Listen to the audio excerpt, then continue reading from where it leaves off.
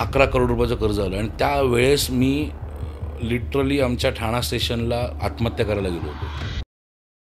जर फेल झालो तर लोक तर असं म्हणून सांगत होती ना फेलच होणार आहेस, बरोबर, पण जर अचीव केलं तर मी इतिहास घडवेन. उद्यमी महाराष्ट्राची सुरुवात मी 7,800 रुपयावरनं केली होती. आज उद्यमी महाराष्ट्राचा गेल्या वर्षाचा टर्नओव्हर 27 करोड रुपये. आजपर्यंत आम्ही 22,000 मराठी युवक युवतींनी माझ्याकडनं प्रशिक्षण घेतलं. हजारो तरुण तरुणींनी माझ्याकडनं शिकून व्यवसाय करतायत.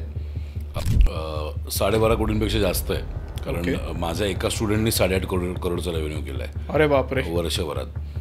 एकाने 2 महिन्यात 2.5 करोडचा केला आहे. सो तो 12.5 कोटीपेक्षा खूप जास्त फिगर आहे. असे काही लोक आहेत की ज्यांनी एक पेट्रोल पंपवरती काम करून एक्सपोर्टचा बिझनेस चालू केला आहे. काय सांगतो, पेट्रोल पंपवर काम करायचं. इम्पोर्टला तर प्रॉफिट मार्जिनची लिमिटच नाही. महाराजांचं चरित्र बघितलं, त्यातलं 1% जरी तुम्ही स्वतःमध्ये आणू शकलात तर तुमचं आयुष्य सुजलाम सुफलाम होईल. ते भरपूर गडगंज पैसा आहे, पण तुमचा माइंडसेट दळभद्री असेल तर तुम्ही दळिद्र करत जाणार आहात. मुंबईजवळ झोपडपट्टी आहे भांडूप नावाची, तिथे माझं लहानपण गेलेलं आहे. ते आजकाल सामान्य तरुणाला आपण एक एक्सप्लेन करूया सिंपल भाषेत की IAC कसं मिळवायचं आणि त्याचे फायदे काय आहेत. IAC म्हणजे सगळ्यात पहिलं इम्पोर्टर एक्सपोर्टर कोड. सामान्य भाषेत सांगायचं तर एक्सपोर्ट इम्पोर्टचं लायसन्स. ओके, मोठा धंदा आहे ना तिकडेच बनतो जिथे गॅप आहे. लोक काय करतात, लोक या साईडला जास्त जायचा प्रयत्न करतात आणि किंवा या साईडला जास्त जायचा प्रयत्न करतात, पण धंदा इथे असतो. लोक काय करतात, डायरेक्ट अंबानी म्हणायला बघतात. आपण अंबानींनी पण खालनं घासली आहे. आपली एज्युकेशन सिस्टीम ही इंग्रजांनी बनवलेली आहे, त्यामुळे ती आपल्याला तयारच करते स्लेव्स बनण्यासाठी, 9 ते 5 नोकरी करण्यासाठी. That's a big statement. आणि स्पेसिफिकली मला प्रत्येक युवकाला, युवतीला, युवक युवती म्हणण्यापेक्षा कुठल्याही माणसाला एकच फक्त मला मेसेज द्यायचा तुमच्या पॉडकास्टच्या माध्यमातून की जर तुमची इच्छा असेल व्यवसाय करायची ना तर एकदा प्रयत्न करा. नमस्कार, जय शिवराय. स्वागत आहे आपल्या सगळ्यांचं आपल्या लाडका पॉडकास्ट चॅनल गप्पा कट्टावरती. आज आपण घेऊन आलेलो आहे एक खूप बिझनेस फोकस पॉडकास्ट. ज्यांना उत्सुकता असते आपल्या लाईफमध्ये, काहीतरी आपल्याला करायचं आहे. आजकालची तरुणं म्हणतात की आम्हाला बिझनेस करायचा आहे, आम्हाला हे करायचं आहे, ते करायचं आहे. त्यांनी हा पॉडकास्ट शेवटपर्यंत बघा, कारण आज आपल्यासोबत आहेत बिझनेस या क्षेत्रातील इम्पोर्ट एक्सपोर्ट बिझनेस कोच, जे महाराष्ट्रातीलच नाही बरं का, भारतातील सर्वोत्तम बिझनेस इम्पोर्ट एक्सपोर्ट कोच आहेत, ओंकार माळी सर. सो आज आपण डॉक्टर ओंकार माळी यांच्यासोबत इम्पोर्ट एक्सपोर्ट बिझनेस क्षेत्रातील भरपूरशा गोष्टींवर चर्चा करणार आहोत की तुम्ही 50,000पासून 5 कोटींपर्यंत उत्पन्न कसं करू शकता. चला तर मग सुरुवात करूया या बिझनेस पॉडकास्टला ओंकार माळी सरांसोबत. स्वागत आहे सर आपलं गप्पा कट्टा पॉडकास्टमध्ये. जय महाराष्ट्र. जय महाराष्ट्र सर.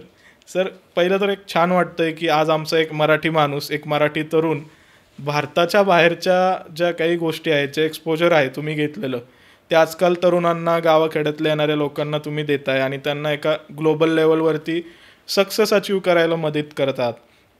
तर आता या जर्नीमध्ये तुम्ही खूप सारे ऑब्स्टॅकल्स फेस केले असतील, काही अप्स अँड डाऊन्स आले असतील, तर आज आपण सगळ्यावरती चर्चा करणार आहोत या पॉडकास्टमध्ये.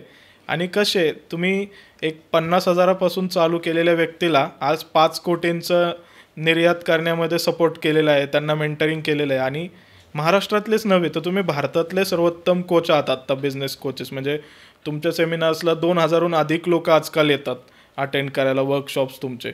तर मग त्याबद्दल पण आपण थोडंसं डिस्कस करूया. तर सर, आता 12.5 कोटींपेक्षा जास्त तुम्ही निर्यात करता, तर मग हे उद्यमी महाराष्ट्राची जी सुरुवात झाली 2020 साली, त्यामध्ये तुम्ही वेगवेगळ्या क्षेत्रातील निर्यातींमध्ये लोकांना गाईड करता. कृषी असेल, इंजिनिअरिंग असेल, वेगवेगळे असतात गुड्स.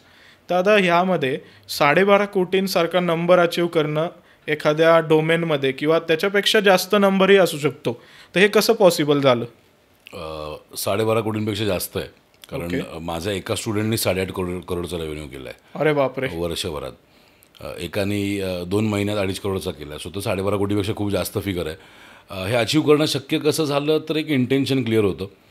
मी स्वतः एक्सपोर्टर आहे आणि स्वतःचे प्रोडक्ट एक्सपोर्ट करत असताना एक गोष्ट कायम या इंडस्ट्रीमध्ये मला जाणवली, ती म्हणजे no offence to any community, but मला पाटील कमी दिसले आणि पटेल जास्त दिसले. अच्छा. त्यामुळे तो एक थॉट कायम होता की आपल्या मराठी माणसांनी या व्यवसायात यायला पाहिजे, पण प्रॉब्लेम असा होता की त्यांना गाईड करणारं कोण नव्हतं. म्हणजे ज्या काय ट्रेनिंग इन्स्टिट्यूट्स, ज्या काय सिस्टम्स या इंडस्ट्रीमध्ये होत्या, हे सगळेजण गुजरात, राजस्थान, दिल्ली इकडची माणसं होती जी एक्सपोर्ट इम्पोर्टची ट्रेनिंग देत होती. आणि त्यात जाणवत होतं की हे लोक फक्त ट्रेनिंग देतात, सपोर्ट करत नाही आहेत.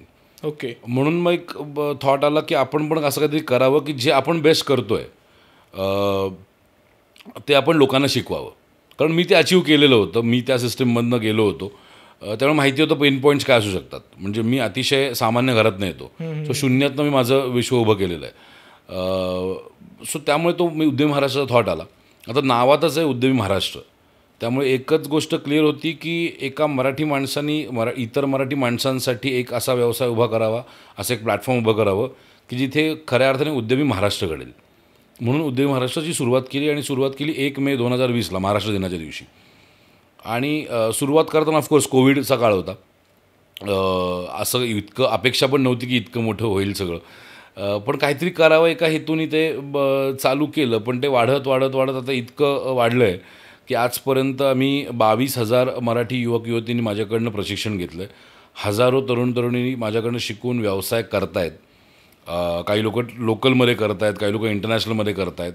आणि सक्सेस स्टोरीज तर माझ्याकडे त्याला लिमिट नाही आहे, एवढ्या सक्सेस स्टोरीज आहेत की असे काही लोक आहेत की ज्यांनी एक पेट्रोल पंपवरती काम करून एक्सपोर्टचा बिझनेस चालू केला आहे. काय सांगता? पेट्रोल पंपवर काम करायचं. चेतन बोडके नावाचा मुलगा आहे, त्याचं उदाहरण मी कायम देतो, कारण तो एक इन्स्पिरेशन आहे की जर तुम्ही ठरवलं की तुम्हाला अचीव करायचं आहे तर तो 11,000 रुपये पगार घेत होता. त्याच्या पेट्रोल पंपवरती ते काम करायचं, पेट्रोल भरायचं काम करायचं. CNG पंपवरती होता. ओके. तो आता 4-4.5 लाख रुपये महिन्याला कमवतो आहे, मी दिलेल्या सिस्टीम्स वापरून. आणि त्याला काही एज्युकेशन वगैरेची रिक्वायरमेंट नव्हती? म्हणजे काहीच नाही आहे, काहीच नाही. जिद्द पाहिजे धंदा करण्याची. बापरे. एक मुलगा आहे, तो माझ्याकडे आला गेल्या वर्षीच अगदी आला, सुयोग वाळके नावाचा. अनाथ मुलगा आहे, अख्खं आयुष्य अनाथ आश्रमात गेलेलं आहे. माझ्याकडे आला, मला सर मला काहीतरी करायचं आहे. म्हटलं चालू कर, सर्व्हिसेसवरनं चालू कर, एक्सपोर्ट डायरेक्ट प्रोडक्टवरती उतरू नको, सर्व्हिसेसवरनं चालू कर. आज महिन्याला 1.5-2 लाख रुपये कमवतो आहे. असे अनेक उदाहरण आहेत. सो हेतू एकच होता उद्यमी महाराष्ट्राची सुरुवात करण्याचा की जास्तीत जास्त, कारण मराठी माणसांचं होतं काय माहिती का, आपल्याला आधीपासून लहानपणापासून सांगितलं जातं की मराठी माणूस धंदा नाही करू शकत. हे डोक्यात आपल्या लहानपणापासून टाकलेलं आहे. आणि सपोर्ट करणाऱ्या सिस्टीम्स नाही आहेत. आज इतर कम्युनिटीजचं बघितलं तर अनेक अशा कम्युनिटी आहेत की ज्यांच्याकडे ना त्यांच्या समाजाचे फंड्स असतात की जे सक्सेसफुल ऑन्टरप्रिनर्स आहेत, ते लोक एक फंड जमा करतात की नवीन कोणी उद्योजक आपल्यातला येत असेल पुढे तर त्याला अगदी 1% व्याजावरती लोन द्यावं त्या कम्युनिटीकडनं. हे मराठीमध्ये नाही होत. बरोबर. सपोर्ट केला जात नाही. आपल्या पालकांमध्ये तो माइंडसेटच नसतो की आपल्या मुलांनी व्यवसाय करावा. त्यामुळे ही कुठेतरी गरज वाटली की जे आपल्या शिवाजी महाराजांनी केलं की त्यांनी स्वतःच्या जीवावरती अख्खं विश्व उभं केलं. फक्त त्यांना गाईड करणारी माणसं होती. मग त्यांची ती आई असेल, त्यांचे मेंटॉर्स असतील, गाईड्स असतील. सो ते मेंटॉर आणि गाईड छत्रपती शिवाजी महाराज प्रत्येकामध्ये आहेत. बरोबर. पण त्यांना गाईड करणारे जिजाऊ नाही आहेत ना बाजूला. त्यांना गाईड करणारे त्यांचे मेंटॉर्स नाही आहेत ना बाजूला. सो मग ते मेंटॉर पण कोणीतरी बनलं पाहिजे, कोणीतरी गाईड करणारी सिस्टीम उभी केली पाहिजे. तर ती सिस्टीम उभी करण्यासाठी उद्यमी महाराष्ट्र हे केलं. आणि मुळात फक्त एक्सपोर्ट इम्पोर्टचं प्रशिक्षण देणं हा कधीच थॉट नव्हता. उद्यमी महाराष्ट्राचं एक एक्सपोर्टर महाराष्ट्र असं नाही आहे, उद्यमी महाराष्ट्र आहे, व्यावसायिक महाराष्ट्र, ऑन्टरप्रिनर महाराष्ट्र. त्यामुळे प्रत्येक व्यवसायाच्या क्षेत्रात लोकांनी उतरावं, मराठी माणसांनी उतरावं, यासाठी ते सुरू केलं. त्यामुळे मी ट्रेनिंगमध्ये पण एक्सपोर्ट इम्पोर्टचं ट्रेनिंग तर देतोच, पण त्याचबरोबर लोकलमध्ये धंदा कसा करायचा ते इम्पॉर्टंट आहे. कारण मी एक गोष्ट कायम बोलतो, पैसा अमेरिकेतनं आला काय किंवा अमरावतीतनं आला काय, पैसा पैसा आहे. सो पैसा पहिले कमवणं गरजेचं आहे आपल्या लोकांनी. बरोबर. नाही, खूप मोठी गोष्ट तुम्ही बोलली. आणि जसं तुम्ही 1 मेला चालू केलं महाराष्ट्र दिनच्या दिवशी, तर कुठेतरी तुमच्या बोलण्यातून मला असं जाणवतंय, तुमच्या शैलीतून, वक्तृत्वातून, की कुठेतरी छत्रपती शिवरायांचा तुमच्यावरती एक खूप मोठा संस्कार झालेला आहे. की त्यांचं जसं स्वप्न होतं, आटकेपार हिंदूंनी किंवा मराठ्यांनी आपल्या झेंडे रवले सगळीकडे, तर तेच तुमचंही स्वप्न आत्ता आहे विजनमध्ये, की आपल्या बिझनेस माइंडसेट जे असणारी लोक आहेत, तरुण आहेत किंवा गावाखेड्यातून येणारी मराठी माणसं आहेत, त्यांना कुठेतरी सपोर्ट करून एक कम्युनिटी बिल्ड करावी आणि ती कम्युनिटी पुढे घेऊन जावी. महाराजांच्या संस्कारानं माझ्यावरती लहानपणापासून झाले. मला वाचनाची आवड असल्यामुळे महाराज वाचायला मिळाले, ऐकायला मिळाले. असे काही लोक भेटली की ज्यांनी महाराजांबद्दल बरंच काही सांगितलं. तर त्यामुळे ते संस्कार कायम होते.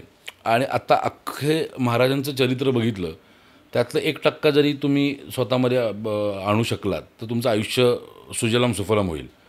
मी महाराजांचं एक वाक्य माझ्या आयुष्याचं ध्येय बनवलं, ते माझ्या हातात कायम असतं ते वाक्य सर्वांस पोटास लावणे आहे.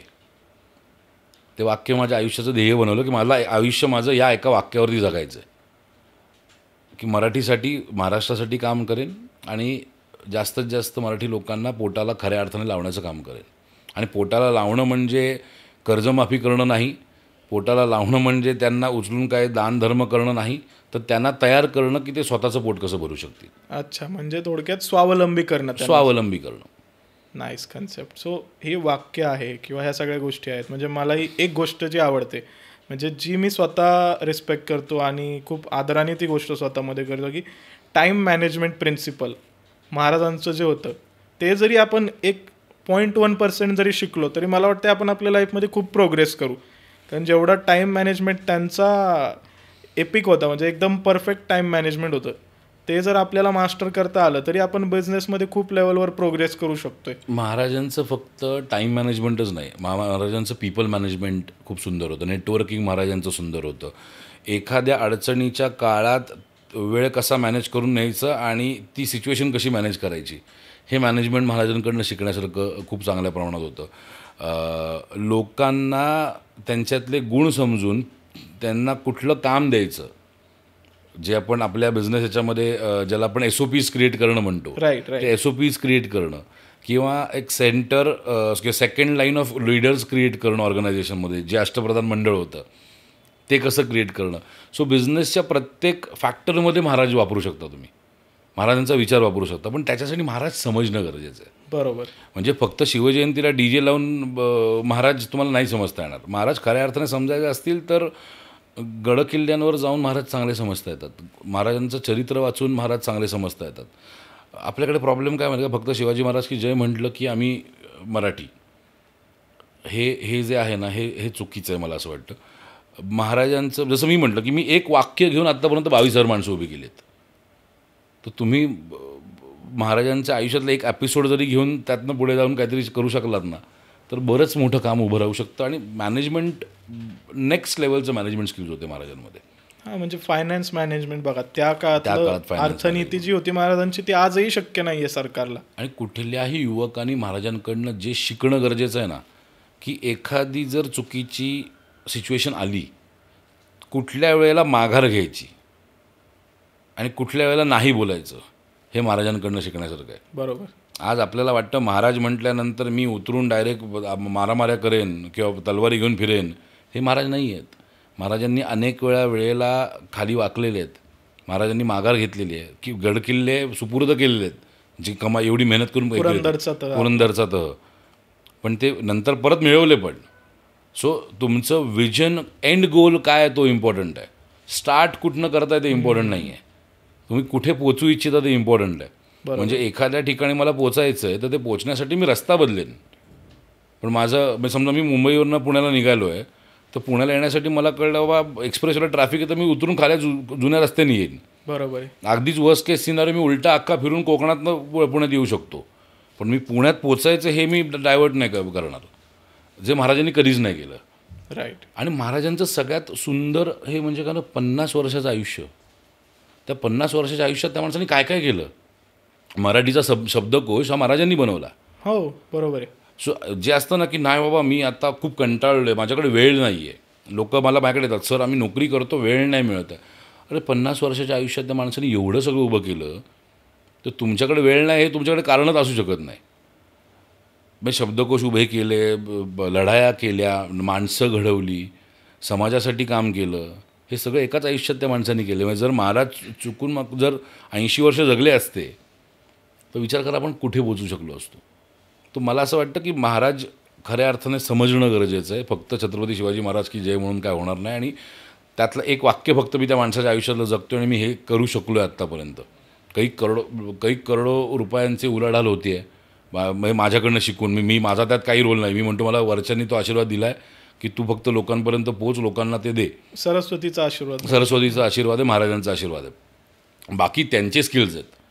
म्हणजे मी ट्रेनिंग देताना जर 10 लोकांना ट्रेनिंग दिलं तर त्यातनं कदाचित 5 ते 6 लोक एक्सपोर्टर बनतात, पण त्या 4 लोकांना पण टेस्ट ट्रेनिंग दिलेलं आहे. सो त्या 6 जणांमध्ये ते गुण आहेत, ते गुण त्यांनी डेव्हलप केले, तो माइंडसेट डेव्हलप केला, तो इम्पॉर्टंट आहे.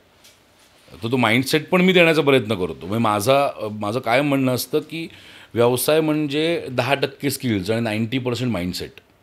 जर तुमच्याकडे माइंडसेट चांगला नसेल, म्हणजे तुमच्याकडे भरपूर गडगंज पैसा आहे पण तुमचा माइंडसेट दळभद्री असेल तर तुम्ही दळिद्र करत करत जाणार आहात. पण तुमच्याकडे पैसे नसतील पण तुमचा माइंडसेट जर अबंडंट असेल, श्रीमंतीचा माइंडसेट असेल, तर तुम्ही काही अचीव करू शकता. माझं काय ना, मी झोपडपट्टीत माझं लहानपण गेलेलं आहे. मुंबईजवळ झोपडपट्टी आहे भांडूप नावाची, तिथे माझं लहानपण गेलेलं आहे. माझे आजोबा सुतारकाम करायचे. सुतारकाम पण स्वतःचा धंदा नव्हता, दुसरीकडे नोकरी करत होते. ओके. माझे वडील मफतलाल इंजिनिअरिंग नावाच्या कंपनीमध्ये कामगार म्हणून काम करायचे, जी नंतर बंद झाली. मी गिरणी कामगारांचे संप झाले मुंबईमध्ये, त्यातलं माझ्या वडिलांचं आहे. त्यामुळे पण मला फॉर्च्युनेटली माणसं चांगली मिळाली. मला वडील जिथे नोकरी करायचे किंवा वडिलांच्या ओळखीचे जे लोक होती त्या लोकांकडे माइंडसेट मला मिळाला. तुम्ही घेण्याचा प्रयत्न केला आणि मग त्यातनं मी घडत गेलो, त्या विचारांमधनं मी घडत गेलो. आणि सगळ्यात महत्त्वाचं पुस्तकं. वाचनाची आवड आहे तुम्हाला? वाचनाची आवड म्हणजे आता मला कामामुळे थोडाफार कमी वेळ मिळतो पण मी वाचतो. मी दिवसातनं कमीत कमी 10 पानं तरी वाचतो, किती हे असेल तरी. आणि आता मी वेगळ्या कोचेसकडनं शिकतो आहे. म्हणजे ज्या कोचेसने आयुष्यात अचीव केलं आहे काहीतरी खूप मोठं, त्या कोचेसकडनं शिकण्याचा प्रयत्न करतो. माझा दिवसाचा 1 तास हा सेल्फ डेव्हलपमेंटवरती जातो कंपल्सरी. म्हणजे जगाच्या वाटेवर कुठेही असेल. म्हणजे तुम्ही बिझनेस कोर्स असून तुमचा 1 तास दिवसाचा स्वतःच्या सेल्फ डेव्हलपमेंटवर. कारण मी जर डेव्हलप नाही झालं तुम्ही लोकांना कसं डेव्हलप करणार? विचार देणं गरजेचं आहे ना. माझी विचारांची बैठक बसणं गरजेचं आहे. ती विचारांची बैठक कशी बसणार आहे? जोपर्यंत मी माझे विचार नाहीतर आजकाल कॉन्टेंट खूप सोपं आहे, कॉन्टेंट इझिली अवेलेबल आहे. मी ChatGPTला सांगितलं मला एक्सपोर्ट इम्पोर्टचा ट्रेनिंग प्रोग्राम करून दे, तर ChatGPT अख्खा ट्रेनिंग प्रोग्राम देईल. किंवा इतरही महाराष्ट्रातले अनेक ट्रेनर कोचेस ज्यांनी माझा कंटेंट शब्द चोरलेला आहे. मला फरक नाही पडत, कारण मला माहिती आहे content is not important, context is important. आणि तो कॉन्टेक्स्ट मला माझ्या ट्रेनर्सकडनं मिळतो. म्हणजे मी टोनी रॉबिन्सकडनं शिकतो आहे, तो जगातला सगळ्यात मोठा बिझनेस कोच आहे. मी ग्रँड कार्डनकडनं सेल्स शिकतो आहे. मी टाय लोपेसकडनं मॅनेजमेंट आणि SMM शिकतो आहे. ब्लेअर सिंगरकडनं कोचिंग सिस्टीम शिकतो आहे. सो ते कोणी माझ्याकडनं घेऊन नाही शकणार आहे. आणि तुम्ही जे शिकलायत हे कधी वाया जात नाही. त्यामुळे मला एक माहिती आहे की मी जे शिकतो आहे ते माझी डेव्हलपमेंट आणि इंटरनली कुठेतरी समाधान असणं गरजेचं आहे. बरोबर. पैसा, मला एक लक्षात आलं की पैसा एका पॉईंटनंतर ना फक्त नंबर्स असतात. ते जे समाधान आहे ना की तुम्ही कोणातरी लाईफमध्ये चेंज करताय, ते समाधान खूप इम्पॉर्टंट आहे. म्हणजे ज्यावेळेस माझा एखादा विद्यार्थी येऊन मला 1000 रुपयाचा चेक देतो की सर मी या महिन्यात एवढे पैसे कमवले, त्यातनं माझा एक छोटासा वाटा आहे तुमच्यासाठी, ते 1000 रुपये मला मी 1 करोड रुपये कमवतो ना, ते त्याच्यापेक्षा जास्त वाटतात. कारण ते त्याच्या मेहनतीचे आहेत. त्यांनी ते माझ्याकडनं कुठेतरी ग्रॅटिट्यूड देण्यासाठी म्हणून त्यांनी ते मला दिलेले आहेत. आणि कुणाचं तरी आयुष्य तुम्ही बनवलं, म्हणजे कुठेतरी फुल ना फुलाची पाकळी तुम्ही. म्हणजे तुम्हाला मी काही फुटेजेस पण दाखवेन, तुम्ही माझ्या याच्यावरती म्हणत, लोक माझ्याकडनं जाताना 500 रुपयाच्या नोटेवरती सह्या घेऊन जातात. ट्रेनिंग प्रोग्राम जेव्हा संपतो तर जाताना त्यांच्या 500 रुपयाची नोट असते. तर आम्ही नोटेचे काही ॲक्टिव्हिटीज करतो तिथे, जिथे पैशाचा माइंडसेट डेव्हलप व्हायला मदत होते लोकांना. ओके. सो त्याच्यावरती सह्या घेऊन जातात माझ्या. मी त्यांना सांगतो की तू नोटा खराब कशाला, प्रत्येकाला सांगतो की नोटा खराब नका करू. ते सही गेली माहिती, नोट बाद झाली. बरोबर. पेनाने केल्यानंतर. कारण नाही, पण ती 500ची नोट आम्हाला माहिती आहे आम्हाला 50 करोडकडे घेऊन जाणार आहे. सो तो विश्वास माझ्यासाठी खूप महत्त्वाचा आहे. आणि हे मला असं वाटतं की महाराजांचे आशीर्वाद आहेत माझ्यावर. आता ही सगळी जी जर्नी आपण बघितली तुमची, किंवा तुमच्यावरती जो झालेला शिवसंस्कार आहे त्याचं तुम्ही पुढे वारसा लोकांना देताय नॉलेजच्या स्वरूपातला. आता हे सगळं करत असताना आता इम्पोर्ट एक्सपोर्टचं जे साम्राज्य आहे ते खूप मोठं आहे ग्लोबली आपण बघितलं तर. त्यात भारतातले खूप मोठे मोठे प्लेयर्स असणार आहेत जे ऑलरेडी करतात. जसं तुम्ही बोलला की पटेल आहेत पण पाटील नव्हते, पण तुम्ही पटेल ते पाटील हा सगळा आकडा किंवा हे जे काय सफर आहे ते सगळं केलं. पण त्यामध्ये मग तुम्हाला गावाखेड्यातल्या तरुणांचा इंटरेस्ट जास्त जाणवला का इम्पोर्ट एक्सपोर्टमध्ये? असं नाही आहे, दोन्हीकडचं आहेत, शहरात आणि याच्याकडचं. मला ट्रेनिंग प्रोग्रामला थोडंसं अजून ॲड ऑन गोष्ट करायची आहे. भारतामध्ये माझा एकमेव ट्रेनिंग प्रोग्राम आहे ज्याची सुरुवात छत्रपती शिवाजी महाराज की जयनी होते. अरे वा. आणि ज्याचा एंड जय जय महाराष्ट्राने होतो. हा एकमेव भारतातला ट्रेनिंग प्रोग्राम आहे जो proud thing I can say. आणि मी महाराजांना मुजरा केल्याशिवाय मी स्टेजवरती पोचल्यानंतर सुरुवात करत नाही मी. सो हे मी ते माफ कर, महाराजांचे उपकार आहेत माझ्यावरती. Again coming back to your question, गावाखेड्याकडली माणसं आहेत, शहरांमधली मुलं आहेत. माझ्याकडे जे लोक नोकरी करतायत पण त्यांना नोकरी करता करता व्यवसाय उभा करायचा याचं प्रमाण खूप जास्त आहे. मॅन्युफॅक्चरर्स आहेत, जे ऑलरेडी ट्रेडिंग करत आहेत, सर्व्हिस प्रोव्हाइड करतात, ते लोक ट्रेडिंगला येतात. ओके. हाऊसवाईफ खूप प्रमाणात आता वाढत चालले आहेत याच्यामध्ये. कारण आमच्याकडे काय होतं, अनेक हाऊसवाईफ आहेत ज्या चांगला व्यवसाय सुरू करत आहेत, केला आहे ज्यांनी. सो त्या सक्सेस स्टोरीज लोक बघतात. स्टुडंट्स येतात करायला. कारण मी ज्या सिस्टीम्स देतो ना, त्याचं खरंच समजून वापरल्या तर तुम्ही 10,000वरनं पण व्यवसाय चालू करू शकता. 10,000मध्ये व्यवसाय 10,000वरनं तुम्ही अगदी सिम्पल सांगायचं, तुमच्याकडे 10,000 रुपये असतील ना, माझ्याकडनं ट्रेनिंग घ्या, ट्रेनिंगकडून शिका. 10,000 रुपये बिझनेस इन्व्हेस्टमेंट म्हणतोय मी. ट्रेनिंग घ्या, शिका माझ्याकडनं. त्याच्यामध्ये मी एक सिस्टीम देतो की तुम्ही रिसर्च रिपोर्ट कसा बनवू शकता किंवा एक्सपोर्ट इम्पोर्टचे कन्सल्टिंग कसं देऊ शकता. त्याच्यासाठी 10,000 रुपये भरपूर झाले. त्यातनं चालू करून व्यवसाय रेव्हेन्यू हळूहळू जनरेट करून तो रेव्हेन्यू रिइन्व्हेस्ट करणं इम्पॉर्टंट आहे. आपल्याकडे प्रॉब्लेम काय होतो, रेव्हेन्यू आला की पहिला आयफोन घेतला जातो.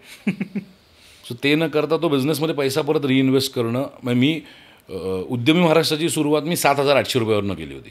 काय सांगता? एक्झॅक्टली मला आठवतं, ज्या अकाउंटवरनं मी हे सुरुवात केलं त्या अकाउंटमध्ये 7,800 रुपये होते माझ्या. आज उद्यमी महाराष्ट्राचा गेल्या वर्षाचा टर्नओव्हर 27 करोड रुपये 5 वर्षामध्ये. म्हणजे 7,800 ते 27 करोड. आणि याचे नंबर्स आहेत माझ्याकडे, पण ते काय लपवण्यासारखं काहीच नाही आहे. सो ते जर मी करू शकतो तर मी त्यांना सांगायचं माझ्या लोकांना हाच प्रयत्न, जर मी करू शकतो तुम्ही पण करू शकता. तुम्हाला फक्त स्वतःला डेव्हलप करणं इम्पॉर्टंट आहे त्या दृष्टीने. आता ह्याच्यात मला अडचणी नाही आल्या का, तर भरपूर अडचणी आल्या. म्हणजे ट्रोलिंग झालं, जे कॉम्पिटिटर्स आहेत त्या कॉम्पिटिटर्सनी त्रास द्यायचा प्रयत्न केला. कारण मी अख्खं मार्केट संपवतो आहे. बरोबर. जे बिझनेस ट्रेनर्स आहेत त्यांचं मार्केट संपवतं मला माहिती आहे, एक्सपोर्ट इम्पोर्टचे स्पेसिफिकली. कारण गुजरातचे, राजस्थानचे, दिल्लीचे जे ट्रेनर्स आहेत यांचा 60% धंदा महाराष्ट्रातून जातो. 60% बिझनेस. आणि नंबर्स माझ्याकडे आहेत आणि एक कॉन्क्रीट नंबर्स आहेत माझ्याकडे. पण मग आता महाराष्ट्राला त्यांचा स्वतःचा ओंकार माळी मिळाला जो मराठीत शिकवतो. आणि दुसरं म्हणजे हिंमत की किंमत आहे. मी स्वतः आधी ऑनलाईन ट्रेनिंग प्रोग्राम्स द्यायचो, पण ते मला स्वतःला समाधान नव्हतं मिळत त्यातून, की मी लोकांना बघूच शकत नाही. ज्यांना मी ट्रेन करतो पण त्यांच्यावर जोपर्यंत कनेक्ट नाही करत, मी त्यांच्या डोळ्यात नाही बघत, तोपर्यंत मला मजा नाही येणार शिकवण्याची.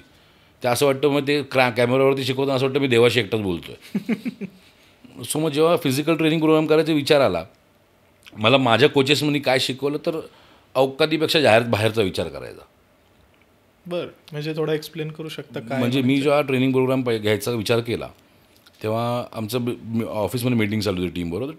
टीमला विचारलं किती लोक येतील. कोणी म्हणालं 100, कोणी म्हणालं 150.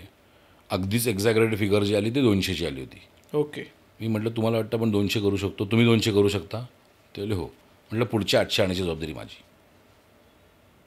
तर त्यावेळेस सगळे घाबरले. मला वेड्यात काढलं की आपला बॉस वेडा झाला आहे, असं काय होणार नाही. म्हणजे एकतर एक्सपोर्ट इम्पोर्टचं ट्रेनिंग, ते पण मराठीमध्ये.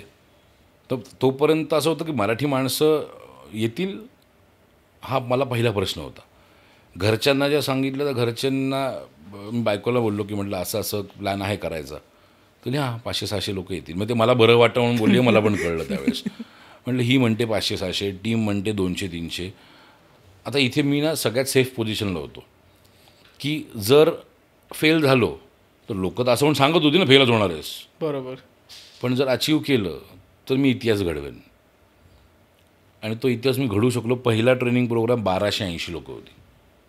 पहिला उद्यमी महाराष्ट्राचा पहिला फिजिकल ट्रेनिंग प्रोग्राम 1280 लोक होती, जो मी 24, 25, 26 मे 2024ला केला. आणि त्याच्यानंतर आत्तापर्यंत 8 इव्हेंट झालेले आहेत. ओके. प्रत्येक वेळेस 1200 लोक असतात. पण त्यानंतर मग असं वाटलं की आता अजून आपले लिमिट कुठेतरी तोडणं गरजेचं आहे. मग आम्ही नेस्को मुंबईला गेलो. तोपर्यंत पुण्यात करत होतो. म्हणून मग तेव्हा आलं की अरे नाही, मुंबईचं क्राऊड तुला ॲक्सेप्ट नाही करणार, तू मराठीत करतो म्हणून. म्हटलं का नाही करणार, बघूया. 1830 लोकं होती. 1830 लोकांनी 3 दिवस ट्रेनिंग प्रोग्राम अटेंड केला.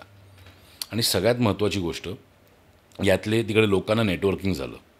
इंटरनल लोक कनेक्ट झाले. लोकांनी इंटरनल व्यवसाय चालू केले. बरोबर.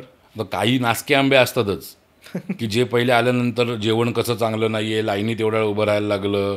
तो माइंडसेटचा प्रश्न आहे. बरोबर. की तुम्ही जेव्हा येता तेव्हा तुम्हाला तिकडनं काय आउटपुट घेऊन जायचं आहे. मी लोकांना सांगतो तुम्ही ट्रेनिंग प्रोग्रामला याल ना माझ्या, तेव्हा बाहेर पडताना माणूस म्हणून वेगळे असाल. बरोबर. आणि नंतर जाताना लोक मला सांगतात की आम्ही माणूस म्हणून वेगळे होतो. कारण मी फक्त एक्सपोर्ट इम्पोर्टचं PPT ट्रेनिंग देत नाही. मी एक्सपोर्ट इम्पोर्टचं ट्रेनिंग देतो. मी बिझनेस माइंडसेट डेव्हलप करण्याचं ट्रेनिंग देतो. त्यांना सिस्टीम्स देतो की त्यातनं ते एक्सपोर्ट इम्पोर्टचा बिझनेस उभा करू शकतील. सिस्टीम्स देतो ज्यात जो तो लोकल धंदा चालू करायचा त्याच्या उभ्या करू शकतील. आणि सगळ्यात महत्त्वाचं पैशाबद्दल ना प्रत्येकाचे ब्लॉकेजेस असतात. अनेक लोकांचं असतं की लोकांना असं वाटतं की जास्त पैसा आला की आपण बिघडू, ओके. किंवा जास्त पैसा त्याच लोकांकडे असतो जे चुकीची कामं करतात. हा माइंडसेट कॉन्शियसली और सबकॉन्शियसली लोकांच्या मनामध्ये. आपण पण बघा ना, एखादा माणूस जर अचानक श्रीमंत झाला दिसला तर आपण त्याला बोलतो काहीतरी कुठल्या तरी नेत्याचा पैसा आला याच्याकडे, कुठल्या तरी चुकीच्या धंद्यात आहे म्हणून एवढा पटकन पैसा आला. हा आपला पैशाच्या बाबतीतला ब्लॉकेज आहे. बरोबर. तर तो ब्लॉकेज तोडणं गरजेचं आहे. सो तो ज्या दिवशी ब्लॉकेज तुटतो त्या दिवशी पैशासाठी स्वतःचे मार्ग ओपन करायला चालू करता. आणि ते मार्ग ओपन झाले की बरं रस्ते अपने आप मिल जाते. सो ती प्रोसेस करतो त्यांची. आणि फक्त 3 दिवसाचं ट्रेनिंग देऊन मी सोडत नाही. वर्षभर माझी टीम सपोर्ट करते.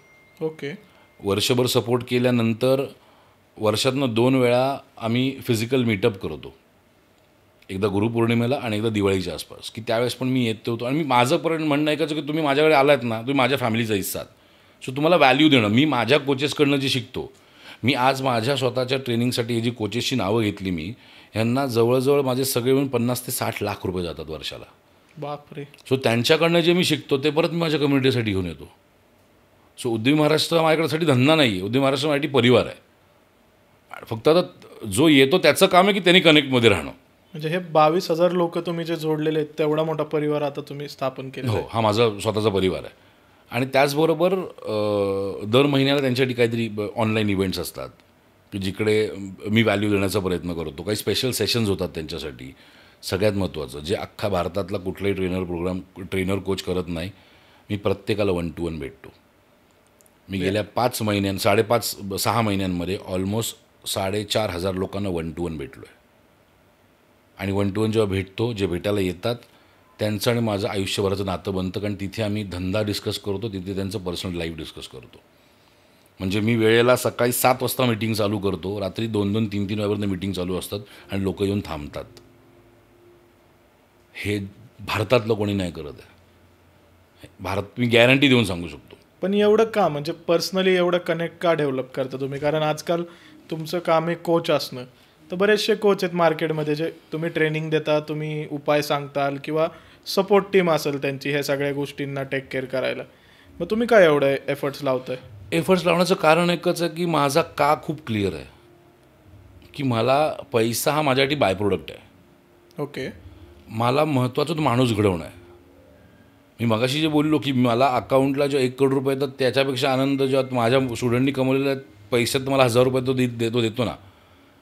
किंवा जसं आत्ता गुरुपौर्णिमेच्या वेळेस एक जण आले आणि त्यांनी सांगितलं सर माझा एक आत्ता ट्रेड झाला, त्यातनं मला प्रॉफिट आलं, ते सगळं प्रॉफिट मी उद्यमीला देतो आहे. हा आनंद खूप मोठा आहे. तो आनंद नाही मिळू शकत. आणि सगळ्यात महत्त्वाचं मी ह्या सगळ्यातनं गेलेलो आहे. ओके. मी जेव्हा स्ट्रगल करत होतो त्यावेळेस मला एक चुकीचा माणूस भेटला. त्यांनी मला जवळजवळ 2.5-3 करोड रुपयाला फसवला. त्यात जे पैसे होते ते काही माझे होते, काही मी लोकांकडनं घेतलेले होते. ज्यांच्याकडनं घेतले होते त्यांना मी वर्षाचे फिक्स प्रॉफिट कमिट केलं होतं. सो तो आकडा करत करत करत वाढत तो आकडा टोटल माझा 9.5 करोडचा लॉस आणि जवळजवळ 2.25 करोडचं कर्ज, 11 करोड रुपयाचं कर्ज आलं. आणि त्यावेळेस मी लिटरली आमच्या ठाणा स्टेशनला आत्महत्या करायला गेलो होतो. मी स्टेशनवर उभा होतो. लास्ट मला आठवतं 1:30-1:15च्या आसपास शेवटची ट्रेन जाते. म्हटलं हीच ट्रेन आपली की आयुष्य इथे संपवायचं.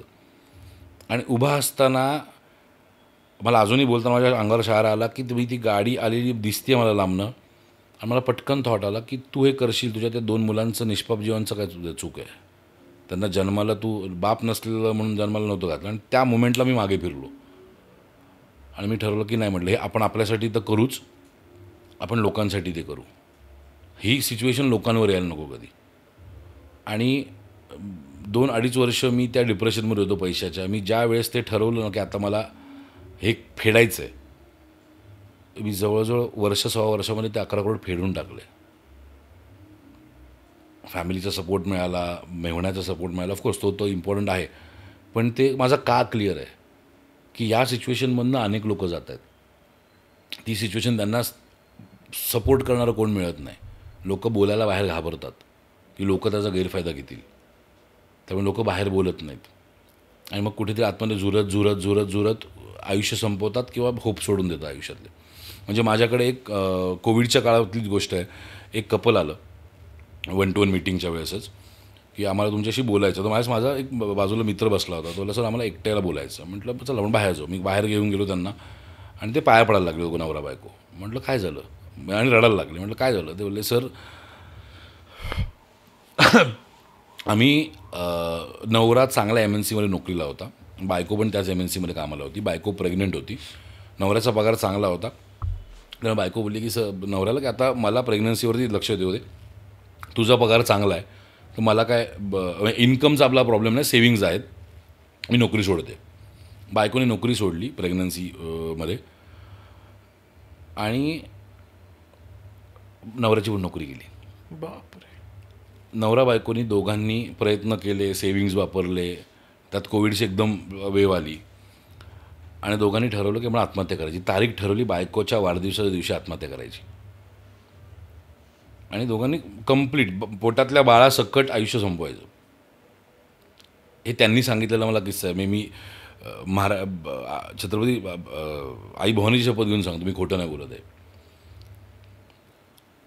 ती माणसं माझ्याकडे जेव्हा आली त्यावेळेला, सर आम्ही या सिच्युएशनला होतो आणि रात्री तुमचा एक असंच मी मोबाईल स्क्रोल करतो, मला एक व्हिडिओ दिसला की, आणि मी आधी एक वाक्य कायम बोलायचो की तुमची जर काम करायची तयारी असेल, मेहनत करायची तयारी असेल, तर तुमचा व्यवसाय उभा करायची जबाबदारी डॉक्टर ओंकार माळीची असेल, जे आजही मी बोलतो. तो व्हिडिओ त्यांनी बघितला, पूर्ण ऐकला. रात्री 2:30-3ला बायकोला उठवलं, तिला तो बघितलं, हा व्हिडिओ बघ एकदा, हा माणूस बोलतो म्हणून एकदा प्रयत्न करूया. त्यांनी प्रयत्न केला. आज ते बाळ माझ्या मते 3-3.5 वर्षाचं वगैरे असेल. नवरा आणि बायको दोघं मिळून एक व्यवसाय चालवत आहेत. तो व्यवसाय व्यवस्थित चालू आहे. याच्यापेक्षा काय सुख मिळू शकतं दुसरं. आणि मग तिकडनं ऊर्जा मिळते की मग आपण आता अजून जाऊन भेटू. जर मी त्या नवरा बायकोला भेटलो नसतो तर हे कळलंच नसतं. याच्यात अर्थात माझा पण स्वार्थ आहे. मला आवडतं, मला लोकांनी अप्रिशिएट केलेलं, कोणाला नाही आवडत. कुणाला नाही आवडत म्हणजे ऑब्वियसली. सो मग मी जाऊन जेव्हा भेटतो त्यांना, तेव्हा मला कळतं की मी त्यांच्या लाईफमध्ये काय चेंज आणला आहे. मी एखाद्या माणसाच्या आयुष्यात 1% जरी बदल आणू शकलो ना, तर विचार करा 21,000 लोकांच्या आयुष्यात 21,000% मी चेंज करतो आहे समाजामध्ये. आणि ह्या सगळ्यामधनं जर मी एक असा माणूस घडू शकलो ना, ज्यांनी काहीतरी खूप मोठं अचीव केलं, त्याचं लाईफ त्यांनी, असे अनेक उदाहरणं आहेत माझ्यासमोर, पण पूर्ण 180 डिग्री चेंज केलं आहे, तर ते माझी अचिव्हमेंट आहे. ओके. सो बेसिकली सचिन तेंडुलकरला खेळता येत नव्हतं का, तर 100% खेळता येत होतं. पण आचरेकर सर इम्पॉर्टंट होते त्यासाठी, की त्याला दाखवण्यासाठी की तू हे करू शकतो. म्हणजे मगाशी म्हटलं की शिवाजी महाराज प्रत्येकामध्ये आहेत, पण प्रत्येकाकडे जिजाऊ नाही आहेत, प्रत्येकाकडे त्यांना गाईड करणारी माणसं नाही आहेत. तसं सचिन तेंडुलकर प्रत्येकामध्ये आहे, पण आचरेकर सर कोणीतरी बनणं गरजेचं आहे. कोणीतरी द्रोणाचार्य बनणं गरजेचं आहे. म्हणजे मला अनेक वेळा लोक ट्रोलिंग करतात की एवढंच आहे तर तुमच्या बॅलन्स शीट दाखवा.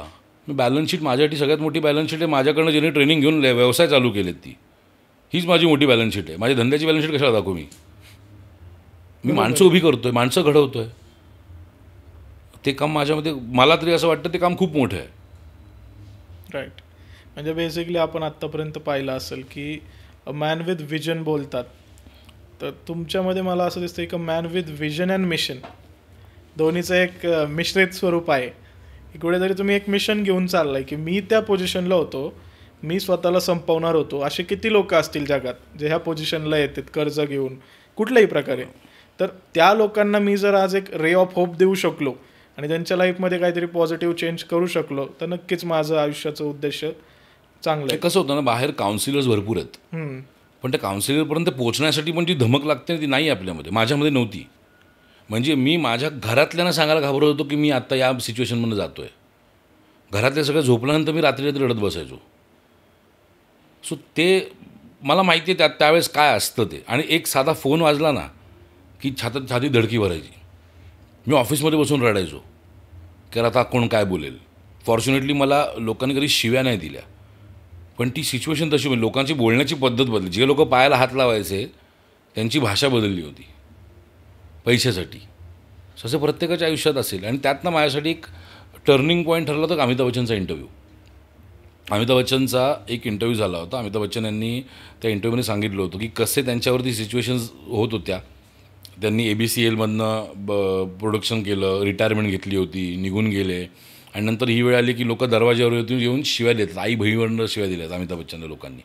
हे अमिताभ बच्चनने स्वतःने सांगितलेलं आहे एका इंटरव्ह्यूमध्ये.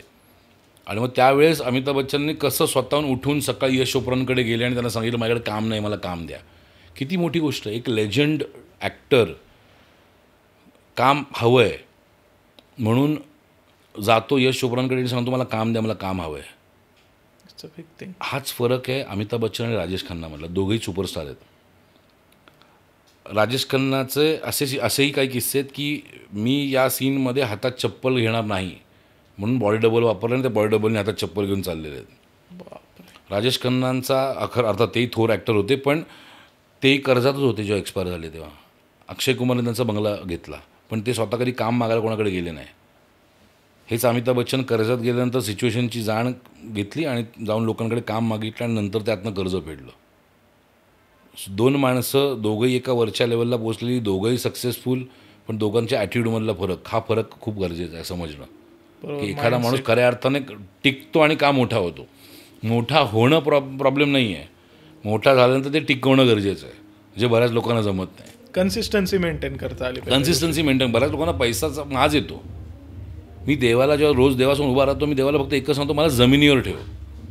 मेहनत मी माझी करेन, बरोबर आहे, मला जमिनीवर ठेव. कारण ज्या दिवशी माझ्या घरातल्यांना, कुठल्या लोकांना, आजूबाजूच्या लोकांना वाटेल की मला माज आला आहे, हे कोण मला यार तू बदललास, पैशामुळे बदललो हे मला बोललेलं कोणी नको आहे. आणि त्यामुळे मला असं वाटतं हे मी जे लोकांना भेटतो ना, हा माझा स्वार्थ आहे की ती लोकं मला जमिनीवर ठेवतात की तू पण तिकडनं चाललेला आहेस. ओके. सो सर, आता आपण भरपूरशा गोष्टींवरची चर्चा केली, खूप छान वाटतं या सगळ्या गोष्टी ऐकायला. पण आता बेसिकली बोलायचं झालं तर आता IEC सारखी जी गोष्ट आहे ते आजकाल सामान्य तरुणाला आपण एक एक्सप्लेन करूया सिम्पल भाषेत की IEC कसं मिळवायचं आणि त्याचे फायदे काय आहेत. म्हणजे IEC म्हणजे सगळ्यात पहिलं इम्पोर्टर एक्सपोर्टर कोड. सामान्य भाषेत सांगायचं तर एक्सपोर्ट इम्पोर्टचं लायसन्स. ओके. जे एकदा काढलं की आयुष्यभर चालतं, वर्षातनं एकदा फक्त अपडेट करावं लागतं. IEC फक्त 500 रुपयाला बनतं. काय सांगतं? हो. आणि www.dgft.gov.in या वेबसाईटवर जाऊन कोणी काढू शकतं. एक साधं बँक अकाउंटचं चेकबुकचा फोटो लागतो, बँक अकाउंट असायला लागतं आणि तुमची कंपनी रजिस्ट्रेशन लागतं. That's it. याच्यावरनं कोणी सामान्यातला सामान्य माणूस ते लायसन्स काढू शकतो आणि एका लायसन्सवर तुम्ही किती प्रोडक्ट एक्सपोर्ट करू शकता, त्याला काही लिमिट नाही आहे. ओके. म्हणजे जो सगळ्यात मोठ्यातला मोठा एक्सपोर्टर असेल आणि जो बेसिक बिगनर एक्सपोर्टर आहे, दोघांसाठी same licence, same fee. Yes. फक्त त्यात एक होतं की इंडस्ट्री वाईज RCMC बदलतात. म्हणजे समजा RCMC म्हणजे ते पण सांगतो काय, तर RCMC म्हणजे रजिस्ट्रेशन कम मेंबरशिप सर्टिफिकेट. बेसिकली प्रत्येक इंडस्ट्रीची आपली आपली एक अथॉरिटी आहे. त्या अथॉरिटीकडे जाऊन तुम्हाला रजिस्टर करावं लागतं. जसं ॲग्रिकल्चर असेल तर त्यासाठी अपेडा आहे, मरीन असेल म्हणजे जसं डिपार्टमेंट असतात वेगवेगळे. म्हणजे समजा आता आपल्याला तुम्हाला इथे लोकलमध्ये लाईव्ह ॲनिमल्समध्ये काम करायचं तर ॲनिमल हजबंडरी डिपार्टमेंट आहे, ॲग्रोबेस्ड फिशरीसाठी फिशरीज डिपार्टमेंट आहे. तसंच एक्सपोर्टसाठी गव्हर्नमेंटनी वेगवेगळ्या बॉडीज बनवल्या आहेत. ॲग्रिकल्चरसाठी अपेड आहे, मरीनसाठी एम्पेड आहे, केमिकलसाठी केमेक्सेल आहे, फार्मासाठी फार्माक्सेल आहे. तर त्या अथॉरिटी तुम्हाला हेल्प करतात एक्सपोर्ट पॉईंट ऑफ व्ह्यूनी हे करायला. सो IEC आणि RCMC हे दोन गोष्टी लागतात एक्सपोर्ट करण्यासाठी. ओके. म्हणजे ह्या दोन प्रामुख्याने लागणाऱ्या गोष्टी. प्रामुख्याने, बाकी बरेच लागतात छोट्या मोठ्या हे, पण ह्या दोन प्रामुख्याने एक्सपोर्टसाठी लागतातच. हां. म्हणजे जर आपल्याला एक चेकलिस्ट बनवायची असेल की आता सपोज मी आहे, मला इम्पोर्ट एक्सपोर्टचा बिझनेस चालू करायचा आहे, माझं एक एक्स प्रॉडक्ट आहे जे मला आता लॉन्च करायचं आहे आणि त्याला एक्सपोर्ट करायचं आहे आता दुबई, कॅनडा, सिंगापूर अशा वेगवेगळ्या देशांमध्ये, तर मला एक चेकलिस्ट सांगू शकता का कोणत्या गोष्टी लागतील? सगळ्यात पहिलं लागेल तुमच्या कंपनीचं रजिस्ट्रेशन. आता ते कंपनीचं रजिस्ट्रेशन तुम्ही प्रायव्हेट लिमिटेड करा, LLP करा किंवा प्रोप्रायटर करा, काही फरक नाही पडत. सुरुवात करत असेल माणूस तर मी सजेस्ट करतो साधी प्रोप्रायटरशिप करा, काही जास्त डोक्याला ताप करायला जाऊ नका. त्यानंतर लागेल एक करंट बँक अकाउंट. आता बऱ्याच वेळा बँकेत गेल्यानंतर बँकवाले सांगतात ट्रेड अकाउंट काढा, कारण तुम्ही एक्सपोर्टचा बिझनेस करताय. गरज नाही, साधं करंट अकाउंट चालतं. त्यानंतर लागतं GST नंबर, नंतर मग IEC इम्पोर्टर एक्सपोर्टर कोड, नंतर RCMC. हे झाले स्टँडर्ड डॉक्युमेंट. त्यानंतर जर तुम्ही समजा फूडमध्ये काम करताय किंवा ॲग्रिकल्चरमध्ये काम करताय, मग तुम्हाला FSSAI लायसन्स लागतं. नंतर समजा फार्मामध्ये तर प्रत्येक इंडस्ट्रीचे स्पेशलिस्ट लायसन्स असतात ते लागतात तुम्हाला. काही विशिष्ट कंट्रीजप्रमाणे समजा तुम्ही मुस्लिम कंट्रीजमध्ये एक्सपोर्ट करताय तर तिथे मग तुम्हाला हलाल सर्टिफिकेशन लागतं. ते ॲड ऑन असतं, कंट्री टू कंट्री चेंज होतं, प्रोडक्ट टू प्रोडक्ट चेंज होतं, पण मॅन्डेटरी हे डॉक्युमेंट आहेत जे तुम्हाला करावे लागतात. हां. म्हणजे कंट्री स्पेसिफिक ज्यावेळेस तुम्ही जाता त्यानुसार मग त्या कंट्रीच्या रेग्युलेशनप्रमाणे कंट्री आणि प्रोडक्ट स्पेसिफिक वेगवेगळे होतात ते. ओके. All right. तर मग आता ह्या सगळ्या गोष्टी करत असताना आता माझ्यासारखा युवा एखादा व्यक्ती आहे ज्याला फक्त त्याचं इंजिनिअरिंग झालं आहे किंवा जे काही शिक्षण त्यांनी केलेलं आहे ग्रॅज्युएशन, त्यानंतर त्याला आता ह्या क्षेत्रामध्ये यायचं आहे, पण आता मी कसं ठरवणार की मी कुठल्या प्रोडक्टसाठी काम करायचं, म्हणजे त्याची मार्केट रिसर्च कशी करायची आपण? ओके, आता एक वेबसाईट आहे commerce.gov.in. त्या वेबसाईटवरती जर तुम्ही गेलात तर भारतातनं एक्सपोर्ट होणारं प्रत्येक प्रोडक्ट त्या लिस्टवरती आहे. एकूण एक प्रोडक्ट? एकूण एक प्रोडक्ट, असं कुठलंच प्रोडक्ट नाही आहे की जे त्या लिस्टमध्ये नाही आहे. सो एकदा शांतपणे वेळ काढून ती पूर्ण वेबसाईट बघणं आणि क्रायटेरिया काय लावायचं, तर सगळ्यात महत्त्वाचं तुमचा इंटरेस्ट कशामध्ये आहे. ओके. लोक ट्रेंडवरती जातात की आता हे ट्रेंडिंग दिसतं, हे प्रोडक्ट एक्सपोर्ट करून, पण ते ट्रेंड्स लॉंग टर्म नाही राहत ना. बरोबर. ट्रेंडिंग प्रोडक्टवरती मी पण काम करतो, पण माझं कोर प्रोडक्ट जे आहे फ्रेंच फ्राईज, ते मी बदललं नाही आजपर्यंत. ते माझं मेन ब्रेड अँड बटर आहे. सो तसं तुमचं एक कोर प्रोडक्ट ठरवणं गरजेचं आहे, त्याचा एक ट्रेड करणं इम्पॉर्टंट आहे, आणि मग नंतर तुम्ही ॲड ऑन प्रोडक्ट किती करू शकता. आणि लोकांना असं वाटतं की मला एक्सपोर्ट करायचं, तुम्ही मॅन्युफॅक्चर असणं गरजेचं आहे, शेतकरी असणं गरजेचं आहे. असं अजिबात नाही आहे. तुम्ही ट्रेडिंग करा. मी स्वतः ट्रेडर आहे, मी काय मॅन्युफॅक्चरर नाही आहे किंवा स्वतः शेतकरी नाही आहे. मी एकाकडनं प्रोडक्ट घेतो, त्यावरती माझे मार्जिन्स ॲड करतो आणि त्यासाठी बाहेर शोधून ते प्रोडक्ट सेल करतो. हे कोणी करू शकतो. आणि चालेल, म्हणजे आता ही गोष्ट तर सोपी आहे की तुम्ही बनवायची गरज नाही, ती गोष्ट मॅन्युफॅक्चर व्हायची गरज नाही आहे. तर मग आता हे सर्व्हिस बेस्ड ट्रेडिंग आहे तुम्ही असं म्हणता? हां, मग ही ट्रेडिंग झालेलं मर्चंट ट्रेडर म्हणतात. ओके. आणि सर्व्हिस एक्सपोर्ट एक वेगळा हे आहे. काय असतं त्याचं सर्व्हिस एक्सपोर्ट म्हणजे आता आपण जे नॉर्मल बोलतो एक्सपोर्ट, ते प्रोडक्टचे एक्सपोर्ट झाले, टँजिबल प्रोडक्ट.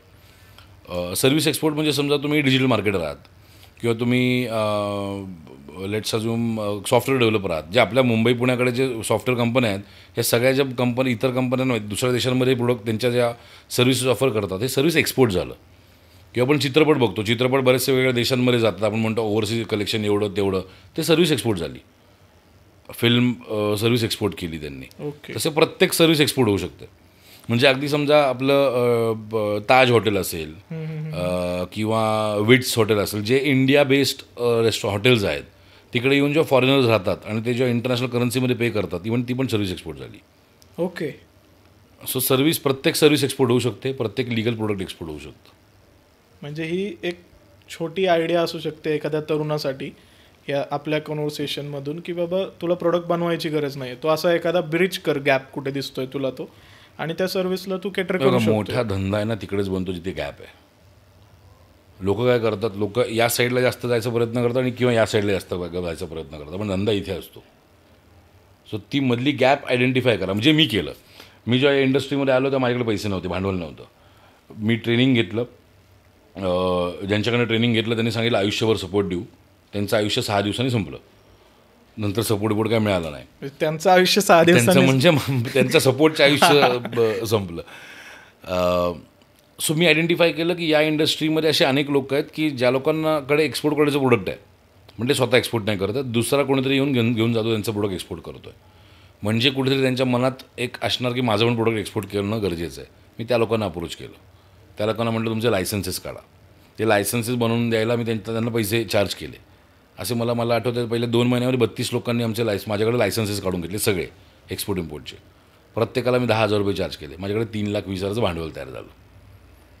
पण फक्त भांडवल नाही तयार झालं, मला 32 अशी माणसं मिळाली ज्यांच्याकडे एक्सपोर्ट करायचं प्रोडक्ट आहे, ज्यांचं प्रोडक्ट ऑलरेडी दुसरं कोणतं घेऊन एक्सपोर्ट करतो आहे, त्यांची एक्सपोर्ट करण्याची इच्छा आहे आणि मी काढून दिल्यामुळे लायसन्स पण आहे. सो आता त्यांना प्रॉब्लेम कुठे होता, म्हणजे तिकडे आता गॅप कुठे होती किंवा प्रोडक्ट एक्सपोर्ट कसं करायचं. मग त्यांच्याकडे अप्रोच झालो. मी म्हटलं माझी कन्सल्टन्सी घ्या, मला पैसे देऊ नका काय आधी, मी तुमच्या प्रोडक्टसाठी मार्केटिंग करतो, मी माझ्या पैशांनी करतो. कारण माझ्याकडे 3,20,000 त्या धंद्यातून आले होते ना. ते पैसे मार्केटिंगला लावले, त्यांच्या प्रोडक्टसाठी बायर शोधले, त्यांना सांगितलं तुमचा बायर आला, तुमच्याकडे परचेस ऑर्डर आली की तुमचं जे प्रॉफिट असेल त्यातनं 30% मी घेणार. त्यांच्यासाठी तो एक्स्ट्रा बिझनेस होता, माझ्यासाठी तो कोर बिझनेस होता. त्यातनं पैसे जनरेट व्हायला चालू झाले. मग त्यातल्याच एका माणसाला मी सांगितलं की तुझ्या प्रोडक्टवरती मी माझ्या कंपनीच्या नावाने एक्सपोर्ट करायला चालू करतो, मला क्रेडिटवर माल देशील, तुला देईन. कारण त्याचा धंदा माझ्यावरती डिपेंडंट होता ना. मग त्यातनं त्या प्रोडक्टसाठी मार्केटिंग मी करायला लागलो. ते मार्केटिंग करता करता मला माझा वायर मिळाला. मग मी माझ्या कंपनीच्या नावाने एक्सपोर्ट चालू केला. लोक काय करतात, डायरेक्ट अंबानी म्हणायला बघतात. आपण अंबानींनी पण खालनं घासली आहे, खालनं वरती आलेले आहेत, ते खालनं याची तयारी नसते. सो स्क्रॅचपासून जो माणूस, आता मला काय होतं माहिती का, मला आता माझ्याकडे स्टाफ आहे, माणसं आहेत कामाला, पण मला माहिती आहे की तो माझा स्टाफ मला कुठे फसवू शकतो, कारण मी खालनं काम केलेलं आहे. बरोबर. त्यामुळे मला फसवण्याला पॉसिबिलिटी राहत आहेत. स्क्रॅचपासून आल्यामुळे तुम्हाला माहिती आहे कुठं लूप मी सगळंच केलेलं ना. मी जाऊन क्लायंटला भेटल्यापासून त्याचे डॉक्युमेंट बनवण्यापासून प्रत्येक गोष्ट मी केलेली आहे.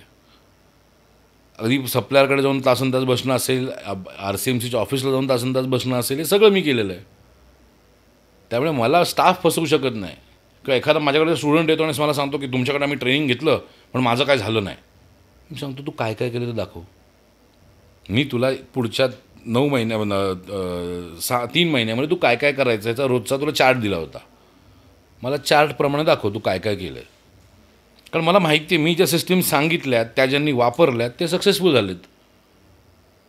मी ट्रेनिंगला जी लोकं येतात ना माझ्या त्यांना स्पष्ट सांगतो, मी सांगतो ना ते डोळे झाकून विश्वास ठेवा आणि ते इम्प्लिमेंट करा. त्याच्यानंतर जर तुम्हाला बाहेर नाही आले, मग लोकं म्हणतात नाही आम्ही मार्केटिंग करतो म्हणजे काय करतो, पेज दाखव तुझं.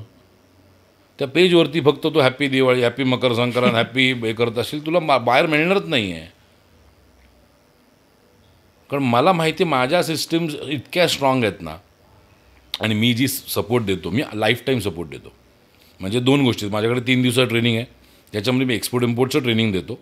तुम्हाला वाटलं तुम्ही त्या ट्रेनिंगचा वापर करून एक्सपोर्ट करू शकता, तुम्हाला कोणाच्या सपोर्टची गरज नाही आहे, गो अहेड. दुसरा माझ्याकडे एक प्रोग्राम आहे, तो म्हणजे मेंटॉरशिप प्रोग्राम आहे. त्या मेंटॉरशिप प्रोग्राममध्ये तर आम्ही ॲग्रीमेंटवरती लिहून देतो की जर तुम्हाला आम्ही दिलेल्या सिस्टीम्स तुम्ही फॉलो केल्यात आणि पुढच्या 6 महिन्यामध्ये तुमची परचेस ऑर्डर नाही आली, कुठली लोकल असेल, इंटरनॅशनल असेल, प्रोडक्टची असेल किंवा सर्व्हिसची असेल, तर तुमचा पहिला ट्रेड होईपर्यंत मी आणि माझी टीम आयुष्यभर फुकट काम करू तुमच्यावर. बापरे. भारतातला कुठलाही ट्रेनर प्रोग्राम लिहून देत नाही आहे. हे हमी देता तुम्ही लिहून? ॲग्रीमेंटवरती साईन असते माझी. त्यांनी पैसे भरल्यानंतर आम्ही त्याच्यावर ॲग्रीमेंट करतो. फक्त त्यात एक असतं की तुम्ही सिस्टीम फॉलो करायला पाहिजे. तुम्ही त्यात तुमचं डोकं लावलं, तुम्ही त्यात तुमचं मंकी माइंड आणलं की नाही असं नाही असं करू, ट्विक करू, तर रिझल्ट्स मला माहिती आहेत नाही होणार आहेत. ते फॉलो करा आणि त्याच्यानंतर नाही रिझल्ट आले तर माझा कान पकडायचा येऊन.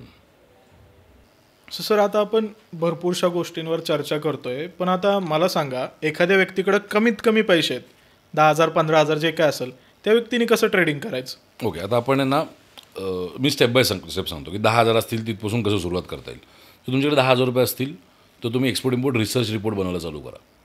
मी माझ्या कंपनीमध्ये एक रिसर्च रिपोर्ट 15,000ला विकतो. म्हणजे तुम्ही ट्रेनिंगमध्ये जे शिकता ते शिकून त्याच्यातनं एक रिपोर्ट बनवता येतो तुम्हाला एका प्रोडक्टचा.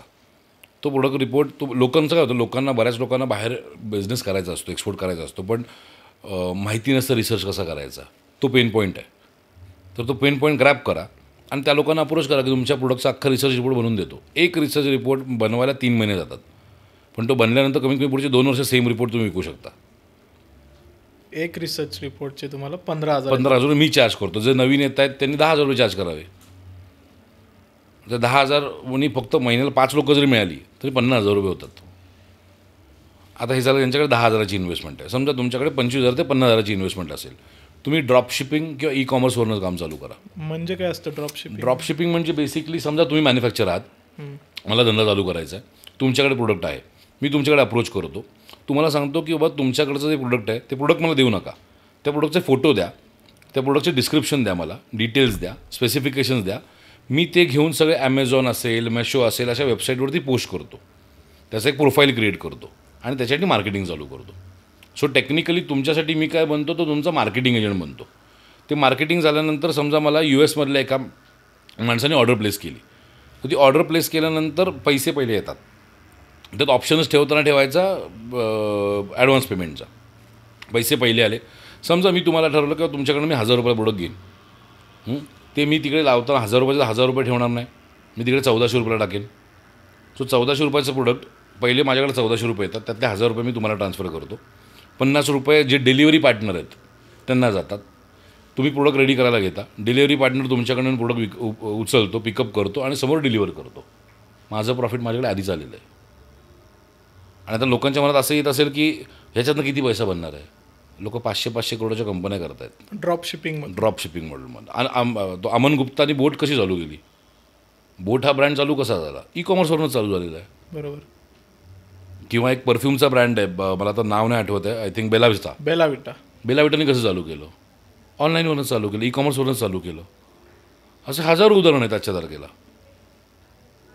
सो ते एक हे झालं की तुम्ही ई कॉमर्सवरनं ड्रॉप शिपिंगवरनं काम चालू करू शकता. तुम्ही तुमच्याकडे अगदी 25,000 ते 50,000ची इन्व्हेस्टमेंट असेल. समजा तुमच्याकडे 50,000 ते 1,00,000 रुपयाची इन्व्हेस्टमेंट असेल, तर तुम्ही छोटे प्रोडक्ट डिसाईड करा. असे प्रोडक्ट ज्याची किंमत कमी, साईज कमी आणि वजन कमी. परत सांगतोय, साईज कमी, वजन कमी आणि किंमत कमी. वजन पण मॅटर करते याला. हो, कारण एक्सपोर्ट जेव्हा तुम्ही करता, आपण कुरिअर जरी लोकल केलं तर ते कुरिअरला पण तुम्हाला वजनाप्रमाणे कॉस्ट लागते, म्हणून मी वजन कमी सांगतो. ओके. सो अशामध्ये कुठलं प्रोडक्ट असू शकतं. आता लहान मुलांचे कपडे झाले, चपला झाल्या, डिझायनर चप्पल झाल्या, तुमचे मसाले पण कमी क्वांटिटीमधले मसाले झाले, घरगुती ज्या महिला बनवतात, बरोबर. एस्पेशली, किंवा तुमचे कुरडया झाल्या, पापड झाले, हे तुम्ही कमी क्वांटिटीमध्ये सेल करा. हे एक्सपोर्ट होऊ शकतं सर. लोकांचा हाच तर प्रॉब्लेम आहे. लोकांना वाटतं की एक्सपोर्ट म्हटल्यानंतर अख्खा कंटेनर भरून एक्सपोर्ट होतो. माझे काही आत्ता एक गायकर म्हणून ताई आहेत, त्यांनी मसाले एक्सपोर्ट केले. क्वांटिटी होती काहीतरी 5 किलोची. एक्सपोर्ट लायसन्सवरती केलं. किंवा एक मुलगा आहे, त्यांनी गुढी एक्सपोर्ट केल्या. 10 का 12 गुढीपाडव्यांच्या गुड्या एक्सपोर्ट केल्या, त्या एक्सपोर्ट झाल्या. एकाने गणपतीच्या मूर्त्या एक्सपोर्ट केल्यात कमी क्वांटिटीमध्ये. एक जण आहेत, त्यांनी कॉस्मेटिक प्रोडक्ट एक्सपोर्ट केले कमी क्वांटिटीमध्ये. म्हणजे कोणतीही गोष्ट आपण एक्सपोर्ट करू शकतो. जे प्रोडक्ट लिगल आहे, हां, लिगल ऑब्विसली, ते कुठलंही प्रोडक्ट एक्सपोर्ट होऊ शकतं आणि किती क्वांटिटीमध्ये होऊ शकतो. तुम्हाला फक्त ती क्वांटिटी घेणारा माणूस शोधायचा आहे. बायरला कमी नाही इंटरनॅशनल मार्केटमध्ये. कमी असेल ती जेन्युइन सप्लायर्सची आहे आणि प्रॉपर ऑथेंटिक नॉलेजची आहे. तो गॅप तुम्ही ब्रिज करता. तो गॅप मी ब्रिज करायचा प्रयत्न करतो. सो हे झालं. तुम्ही 50,000 ते 1,00,000 रुपये असतील तर 1,00,000 ते 5,00,000ची इन्व्हेस्टमेंट असेल, इम्पोर्टमध्ये या. बाहेरच्या देशातनं प्रोडक्ट इम्पोर्ट करा. ओके. आणि इम्पोर्ट करून ते लोकलमध्ये सेल करा, जे बोटनी केलं. अमन गुप्ताने काय केलं, इम्पोर्ट केलं सगळं चायनावरनं, स्वतःचं ब्रँडिंग करून मागवलं आणि इथे लोकली सेल केलं. असे बरेच प्रोडक्ट जे होतात. तर तुम्हाला एक्झॅक्टली कस्टमर सेगमेंट कुठला टार्गेट करायचा आहे तो इम्पॉर्टंट आहे. म्हणजे मी इम्पोर्टमध्ये काम करतो. मी काय इम्पोर्ट करतो तर इयरफोन्स स्वस्त क्वालिटीवाले, टॉर्च साध्या क्वालिटीवाल्या, बॅटरीज साध्या क्वालिटीवाल्या, नंतर छोटे स्पीकर्स साध्या क्वालिटीवाले. सो माझ्यासाठी टार्गेट मार्केट कोण आहे, मुंबईमध्ये जो लेबर क्लास येतो माणूस, UP, बिहार, बाहेरच्या राज्यांमधून येतो, हे लोक परत जेव्हा त्यांच्या गावाला जातात ना, तर त्यांना भरपूर गिफ्ट घेऊन जायचे असतात. बरोबर. पण त्यांच्याकडे तेवढे पैसे नसतात, पण दाखवताना असं की भरपूर काहीतरी मोठं घेऊन आले दाखवायचं असतं. तो माझा टार्गेट ऑडियन्स आहे, कारण तो क्वांटिटीमध्ये अवेलेबल आहे मार्केटमध्ये. आणि इम्पोर्टची मजा सांगायची झाली तर साधं इयरफोनचं घेऊया. इयरफोन जे साधे रस्त्यावरती 100-150 रुपयाला मिळतात, ते मला 6 रुपयाला मिळतात. काय सांगता? छोटे ब्ल्यूटूथ स्पीकर जे 1,000-1,200 रुपयाला मिळतात, ते मला 250 रुपयाला मिळतात. पॉवर बँक्स ज्या आपल्याला चांगल्या ब्रँडवाल्या पॉवर बँक्स जे आपण घेतो ना, मोठ्या मोठ्या ब्रँड्सचे, जे तुम्हाला 2-2.5 हजाराला मिळतात, ते तुम्हाला 500 रुपयाला वगैरे मिळतात. हे तुम्ही इम्पोर्ट करा, छोट्या क्वांटिटीमध्ये इम्पोर्ट. मार्जिन किती झाले? इम्पोर्टला तर प्रॉफिट मार्जिनची लिमिटच नाही आहे, लिमिट नाही आहे. तुम्ही जिथे विकाल तिथे त्याचं मार्जिन वाढतं. ही इम्पोर्टची मजा झाली. अगदी एक्सपोर्टमध्ये पण प्रोडक्टचं उदाहरण द्यायचं झालं तर आपण जे गणपती बाप्पाला दुर्वा वाहतो, हां, त्या दुर्वा कॅट प्लांट म्हणून एक्सपोर्ट होतात. ओके. जर्मनीमध्ये, म्हणजे तुम्ही आत्ता जाऊन जर्मनीतल्या याच्यावर बघू शकता, जर्मनी ॲमेझॉनवरती आपल्याकडे फुकट पण मिळतात वेळेला दुर्वा. त्या आपण बघू 100 रुपयाला वगैरे आपण बघू 100 रुपयाला मिळत असतील. एका छोट्याशा कुंडीमध्ये त्या दुर्वा लावलेल्या असतात. कॅट प्लांट म्हणून विकल्या जातात. 1,800 रुपयाला आत्ता जर्मनीमध्ये विकल्या जातात. एक छोटीशी कुंडी. त्यात 10 ते 12 दुर्वा असतील. कशासाठी? आता त्याचं पोझिशनिंग लक्षात घ्या. त्याचं पोझिशनिंग आहे, जेव्हा आपण लहानपणापासून बघत आलो, पण कधी कोणत्या बिझनेस ऑपॉर्च्युनिटी नसेल बघितली, जेव्हा कधी कुत्रा किंवा मांजर त्यांच्या पोटात दुखतं तर ते गवत खातात. सो इथे टार्गेट ऑडियन्स कोण आहे? ज्याच्याकडे पेट्स आहेत. तो युरोपियन मार्केटमध्ये खूप मोठं मार्केट आहे. सो असं कुठलंच प्रोडक्ट नाही जे विकलं जाऊ शकत नाही. मजा या इंडस्ट्रीची ती आहे. तुम्हाला फक्त ते राईट पोझिशनिंग करता येणं गरजेचं आहे. म्हणजे साधं एक उदाहरण द्यायचं झालं तर पॅराशूट ऑइल, जे निळ्या बाटलीत मिळतं, हे पॅराशूट ऑइल जर तुम्ही निळ्या बाटलीतलं घेतलं तर 25 रुपये 50 रुपयाला ती बाटली मिळते. तीच त्यांनी रिपॅकिंग केलं काचेच्या बाटलीमध्ये. दोन्हीचे इन्ग्रेडियंट चेक करा, सेम आहेत. काचेच्या बाटलीमध्ये रिपॅक केलं, विकताना हाय एंड स्टोअरमध्ये विकतात, 250 रुपयाला बाटली मिळते. ती आपल्या समोरचं उदाहरण आहे. सो तुम्ही तुमचं प्रोडक्ट कुठे आणि कोणाला विकताय हे इम्पॉर्टंट आहे. जर तुम्हाला क्वांटिटीमध्ये विकायचं असेल तर त्यातनं प्रॉफिट मार्जिन्स कमी मिळतात. जर तुम्हाला प्रॉफिट मार्जिन हाय करायचं आहे तर तुम्हाला निश मार्केटमध्ये जावं लागेल. तुम्ही वारली पेंटिंग जे केलं जातं, हे वारली पेंटिंग जर तुम्ही साध्या गल्लीतल्या शॉपमध्ये विकायला गेलात तर त्याची कॉस्ट तुम्हाला ₹1000 फार फार तर ₹1500 मिळते. तेच जर तुम्ही एखाद्या 5 स्टार हॉटेलच्या एम्पोरियममध्ये विकलं सेम तर त्याची किंमत ₹5000 मिळते. सो तुम्ही तुमच्या प्रोडक्टचं तुमच्या काय म्हणतात सर्व्हिसचं पोझिशनिंग काय करताय. Market place. अगदी माझं उदाहरण देतो. एक्सपोर्ट इम्पोर्टचं मी जेव्हा ट्रेनिंग कोचिंग चालू केलं मी पहिले ₹2500 देत होतो. तेच ट्रेनिंग जे मी आत्ता ₹18,000 घेऊन देतो आहे. पोझिशनिंग चेंज आहे. किंवा जो माझा मेंटरशिप प्रोग्राम आहे तो मेंटरशिप प्रोग्राम मी आधी ₹20,000 ₹25,000 देत होतो. आता मी ₹1.5 लाख चार्ज करतो त्याचे. पोझिशनिंग चेंज केलं. सो तुम्हाला तुमचं पोझिशनिंग कुठे कोणाला केटर करायचं आहे आणि ह्याच्यातला डिफरन्स पण सांगतो. ज्यावेळेस मी ₹2,500 घेऊन ट्रेनिंग देत होतो तेव्हा सक्सेस स्टोरीज कमी होत्या. जेव्हा मी ₹18,000 किंवा ₹1,00,000 चार्ज करायला लागलो तर सक्सेस स्टोरीज वाढत गेल्यात. More the person page you he is more serious about the business. माझ्या माहितीत असेही ट्रेनर कोचेस आहेत जे ₹10 लाख चार्ज करतात. बापरे. माझे कोच आहेत ज्यांच्याकडनं मी बिझनेस कोचिंग घेतो. वर्षाचे माझ्याकडनं 12 लाख प्लस GST घेतात. 12 lakh plus GST. Tony Robbins आता तो माणूस माझ्यासाठी चमत्कारिक आहे. त्याचा 3.5 दिवसाचा ट्रेनिंग प्रोग्राम असतो. पुढे बसायचं असेल तर त्याची फी काहीतरी आपल्या इंडियन करन्सी मूल्य फी सांगतो ₹8.5 लाख. मागे बसायचं असेल तर त्याची फी ₹2.5 लाख. मिनिमम फी 2.5 लाखाची फी आहे. एका वेळेस एका हॉलमध्ये 30,000 लोक असतात. बाकी हिशोब लोक लावतील खाली सांगतील कमेंट बॉक्समध्ये. सो पैसा नाही आहे का मार्केटमध्ये पैसा आहे. तुम्ही पोचला नाही आहेत आणि तुमचं पोझिशनिंग बरोबर नाही आहे. लोक काय करतात, कस्टमर तुमचा कोण तर सगळेच माझे कस्टमर आहेत असं कधीच नाही होऊ शकत. सगळे तुमचे कस्टमर असू शकत नाही. तुम्ही सगळ्यांपर्यंत पोचा पण everyone is not your customer. तुमचा कस्टमर कोण आहे आणि त्या कस्टमरची तुमच्यावरची जर्नी काय असणार आहे ना हे तुम्ही पहिले आयडेंटिफाय करणं इम्पॉर्टंट आहे. ते ज्यावेळेस तुम्ही आयडेंटिफाय करता कस्टमरची जर्नी त्यावेळेस तुम्हाला एक्झॅक्ट कळतं त्याला कुठे आणि कसं ग्रॅब करायचं. आणि ह्याचंच कारण आहे की ज्या माणसाला एक्सपोर्टच्या ईमध्ये पण इंटरेस्ट असेल त्याला माझ्या ॲड्स दिसतात. कारण दॅट इज स्ट्रॅटेजिकली प्लेड. कारण मला 2 वर्ष झाले येते तुमच्या ॲड आता ऑलमोस्ट. मला आजपर्यंत असा एकही माणूस नाही भेटला जो मला ओळखत नाही आहे. रस्त्यावर चालताना म्हणलं तुम्ही तुमचा दुबईचा व्हिडिओ बघितला आहे किंवा तुमचा टॉवेलचा व्हिडिओ बघितला आहे किंवा तुमचा स्ट्रेंजर सिक्रेट इन द वर्ल्डवरचा व्हिडिओ बघितला आहे. सो त्याचं कारण की आय नो माय मार्केट. मी बिझनेस पॉईंट ऑफ व्ह्यू सांगतो आहे. आणि सगळ्यात महत्त्वाचं सेल्स. लोक लाजतात सेल्स करायला. म्हणजे आपण पटकन असं शिवी दिल्यासारखं बोलतात अरे काय मार्केटिंग करतो आहे का. धंदा ज्याला करायचा आहे त्याला मार्केटिंग करायचीच आहे. मग इथं कुठेतरी तुम्हाला वाटतं का की जे गुजराती मारवाडी समाज जो आहे ते लाजत नाहीत मार्केटिंग करायला सेल्स करायला. तिथं आपलं पाटील देशमुख किंवा इन जनरल मराठी माणसं नाही हे कुठेतरी थोडंसं लाजतात. हा गैरसमज आहे.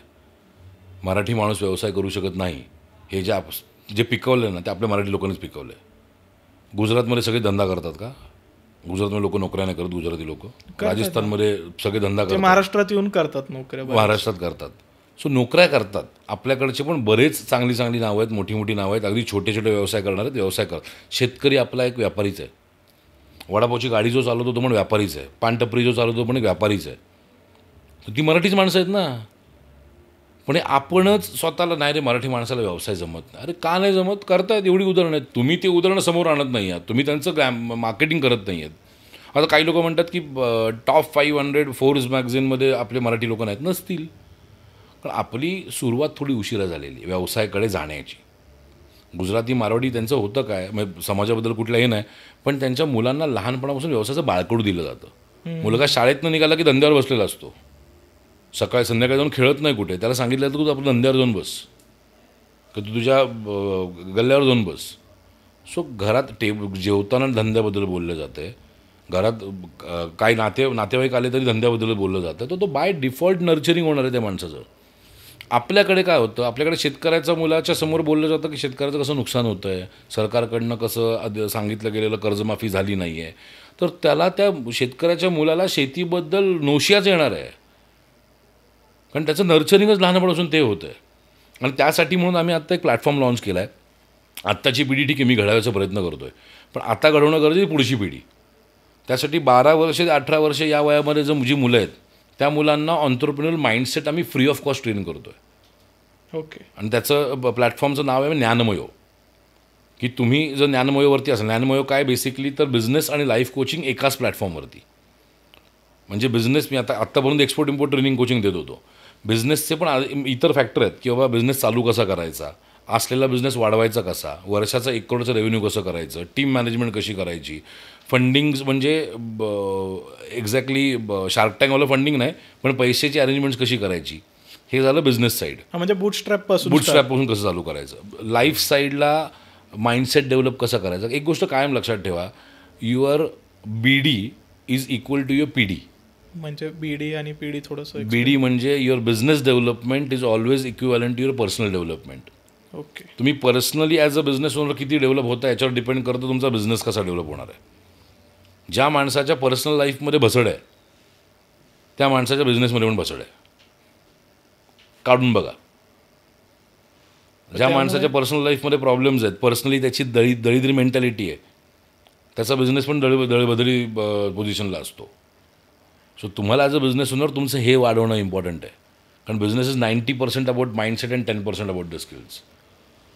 सो ते डेव्हलप करण्यासाठी आणि ते नर्चरिंग करण्यासाठी आम्ही सबस्क्रिप्शन मॉडेलवरती, म्हणजे मी आता माझ्या स्वतःच्या बिझनेस कोचिंगसाठी वर्षाला 40-50 लाख रुपये घालवतो बिझनेस लाईफ कोचिंगसाठी. माझ्या आयुष्याच्या प्रत्येक पॅरामीटरमध्ये माझा एक कोच आहे. माझा बिझनेसचा एक कोच वेगळा आहे, माझा कोचिंग इंडस्ट्रीमध्ये कोचिंग करण्याचा कोच वेगळा आहे, मेंटॉर वेगळा आहे, माझा माइंडसेट डेव्हलप करण्यासाठी माझा एक कोच वेगळा आहे, मी समाजाला काय देणं लागतो आणि त्याचं डोनेशन्स मी कसे केले पाहिजेत ह्याच्यासाठी माझा एक कोच आहे, मी अगदी ट्रॅव्हल कुठे आणि कधी कसं करायचं ह्याच्यासाठी पण माझा कोच आहे, जो माझा मित्र आहे, माझी स्पिरिच्युअल डेव्हलपमेंट करण्यासाठी माझा एक कोच आहे. आणि ह्याचा सगळ्याचा इफेक्ट माझ्या बिझनेसवरती मला दिसतो, माझ्या पर्सनल लाईफमध्ये दिसतो. आपल्याला लहानपणापासून सांगितलं होतं मराठी माणसांना की आयुष्यात सगळंच सगळ्यांना मिळत नाही, पण असं नाही आहे. आयुष्य 6 गोष्टींच्या भोवती आहे. तुमचं हेल्थ, तुमची वेल्थ म्हणजे तुमचं करिअर किंवा आहे, तुमचं फॅमिली, तुमची कॉन्ट्रीब्युशन जे तुम्ही समाजाला परत देता, त्यानंतर तुमची स्पिरिच्युअल डेव्हलपमेंट आणि तुमचा इनर सेल्फ. या 6 गोष्टींभोवती आज जो माणूस या 6 गोष्टींभोवती सुखी आहे तो माणूस सर्व अर्थाने सुखी आहे. आणि हे सगळं ज्ञानेश्वरीमध्ये आणि भगवद्गीतेमध्ये सांगितलेलं आहे.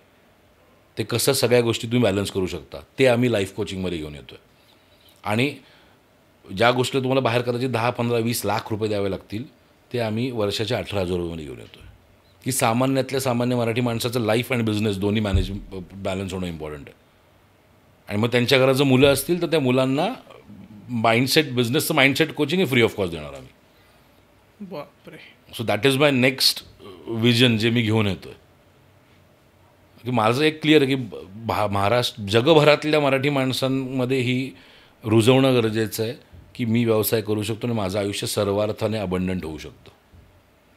नाही, नक्कीच. आता म्हणजे ज्यावेळेस आपण ह्या गोष्टींची चर्चा करतोय, मलाही एक उदाहरण सांगू वाटतंय लोकांना की आपण पाहिलं असेल की आता भारत विकास ग्रुप BVG हनुमंतराव गायकवाड साहेब खूप मोठी म्हणजे इंडस्ट्री आहे आज जर बघितलं तर.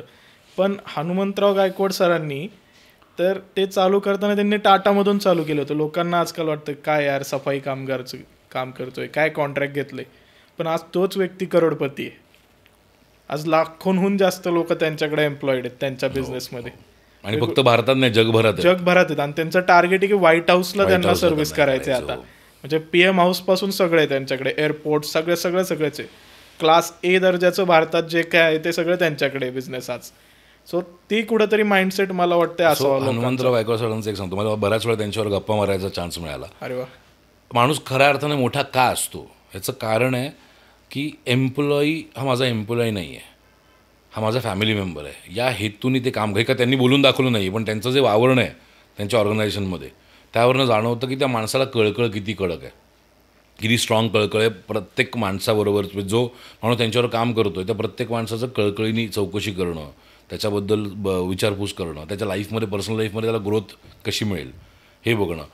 कुठलाही सक्सेसफुल माणूस तोपर्यंत सक्सेसफुल होत नाही जोपर्यंत तो स्वतः जिंकतो आहे, त्याचा कस्टमर जिंकतो आहे आणि त्याच्याबरोबर काम करणं त्याचे एम्प्लॉईज जिंकत आहेत. एक चांगली ऑर्गनायझेशन तिथेच उभी राहते.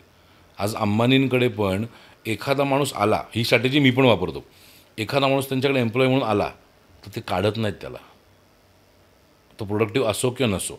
सो एक तर एम्प्लॉय करताना सिस्टीम स्ट्रॉंग ठेवा. ओके. एम्प्लॉय झाल्यानंतर तो प्रोडक्टिव्ह नसेल तर त्याला भले काम देऊ नका, पण त्याला नोकरीवरनं काढू नका. माझ्याकडे आजपर्यंत 100% रिटेन्शन रेट आहे. आम्ही आजपर्यंत एकाही माणसाला कामावरनं काढला नाही आहे. तू नसेल प्रोडक्टिव्ह, बसून राहा, बसून पगार. कारण आपल्या भरोशावरती ॲज अ बिझनेस म्हणून आपल्या भरोशावर त्यांनी काही गोष्टी प्लॅन केलेल्या असतात. त्याला तुम्ही वेगळं काय स्किल, त्याला एकतर त्याला दुसऱ्या डिपार्टमेंटमध्ये शिफ्ट करणं, त्याची स्किल डेव्हलपमेंट करणं, त्याच्यानंतर पण तो प्रोडक्टिव्ह नसेल होत, मग त्याच्या पर्सनल लाईफमध्ये काय प्रॉब्लेम चालू ते समजून घेणं. म्हणजे मला माझ्या प्रत्येक एम्प्लॉईच्या पर्सनल लाईफमध्ये काय चाललं आहे हे मला माहिती आहे. सो ते सॉल्व्ह कसं करता येईल ह्याचा मी विचार करतो.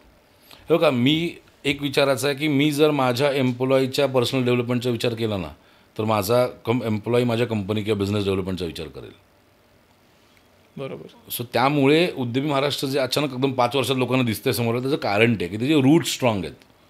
आज माझ्याकडनं एखादा कोणी जात असेल जरी बाहेर, तरी त्याला मी विचारतो का जातो आहे. जाताना त्यांना एकच सांगतो फक्त, जर आतापर्यंत 2 एम्प्लॉईनी फक्त जॉब सोडला आहे. 5 वर्षात फक्त 2 एम्प्लॉईनी जॉब सोडला आहे. आणि दोघांनाही जाताना मी एक सांगितलं, परतीचे मार्ग ओपन आहेत. आणि मी कायम बोलतो, आपण लोक काय करतात म्हणजे का, बिझनेस सप्लायर बरोबर असेल, बायर बरोबर असेल, जर एखादी काय थोडंसं किरकिरी झाली तर परतीचे मार्ग तोडून टाकतात. आयुष्यात कधीही ज्या शिडीने वरती चढलो ती शिडीला लात नाही मारायची. कारण कधीतरी त्या शिडीवरनं खाली उतरावं लागतं. कधीतरी वेळ येते की तुमचा डाऊनफॉल येतो किंवा बिझनेसमध्ये काही प्रॉब्लेम येतात. नाहीतर लोकांना असं वाटतं वरती एका पॉईंटला पोहोचलो म्हणजे आता काय मी परत खाली उतरणार नाही. मला ना आशाताईंबरोबर मी एकदा आशा भोसलेंबरोबर एका कार्यक्रमात होतो आणि त्याचं गप्पा मारता होता काय, त्यांनी बोलली भाजी आणायला गेले होते. तर मी त्यांना कुतूहलाने विचारलं की ताई, तुम्ही एवढ्या मोठ्या आहात तर तुम्ही स्वतः भाजी आणायला का जाता? तर त्यांनी एक वाक्य खूप छान सांगितलं होतं की मैं जिस डाली पे आज बैठी हूँ वो डाली कभी भी टूट सकती है. त्यावरनं मला कळलं की ही माणसं खरंच मोठी काय आहेत. Don't forget your roots. नाही, नक्कीच खूप मोठा मेसेज आहे. म्हणजे आजकालच्या पिढीमधलं जो कोणता व्यक्ती हा पॉडकास्ट पाहत असेल, तो बिझनेससाठी आला असेल किंवा तरुण असतील ज्यांना फक्त शिकायचं आहे किंवा क्युरिओसिटी आहे, तुम्हाला बघितलं आहे सोशल मीडियावरती, ज्यांना पॉसिबल नाही आहे तिकडे येऊन अटेंड करणं सेमिनार, ते लोक ज्यावेळेस हा पॉडकास्ट बघत असतील, नक्कीच मला वाटतं की त्यांना भरपूरचे असे इन्साईट्स मिळाले लाईफचे, की त्यांना कुठेतरी विजन आता क्रिएट होईल, की एक दिशा दिसेल, मला ही गोष्ट करायची आहे, त्याला काय पाथवर जायची गरज आहे, त्याला डिरेक्शन्स मिळतील. आता coming back to the main point, आता आपण ज्यावेळेस बिझनेस फोकस गोष्टींवर चर्चा करतोय की आता कॅश फ्लो ही खूप मोठी इम्पॉर्टंट गोष्ट आहे. आणि कन्सिस्टंट कॅश फ्लो कसा मेंटेन करायचा मग इम्पोर्ट एक्सपोर्ट बिझनेसमध्ये? ओके, सगळ्यात पहिलं तर ना लोकांनी माझ्या गरजा किती आहेत,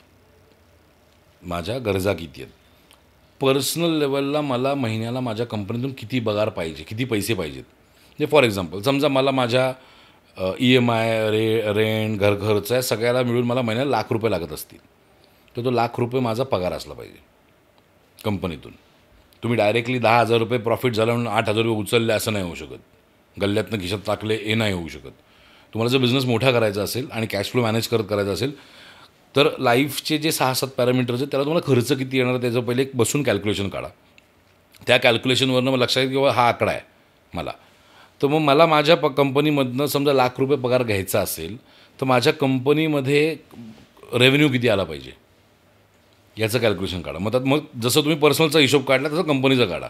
राईट. की माझा पगार, एम्प्लॉईचा पगार, भाडं किती, लाईट बिल किती, मार्केटिंगचा खर्च किती, तो समजा आकडा आला तुम्हाला ₹10,00,000.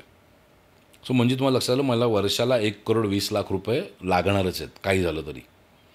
मग ₹1,20,00,000 हे तुम्ही कुठनं काढणार? तुमच्या प्रॉफिटमधनं काढणार.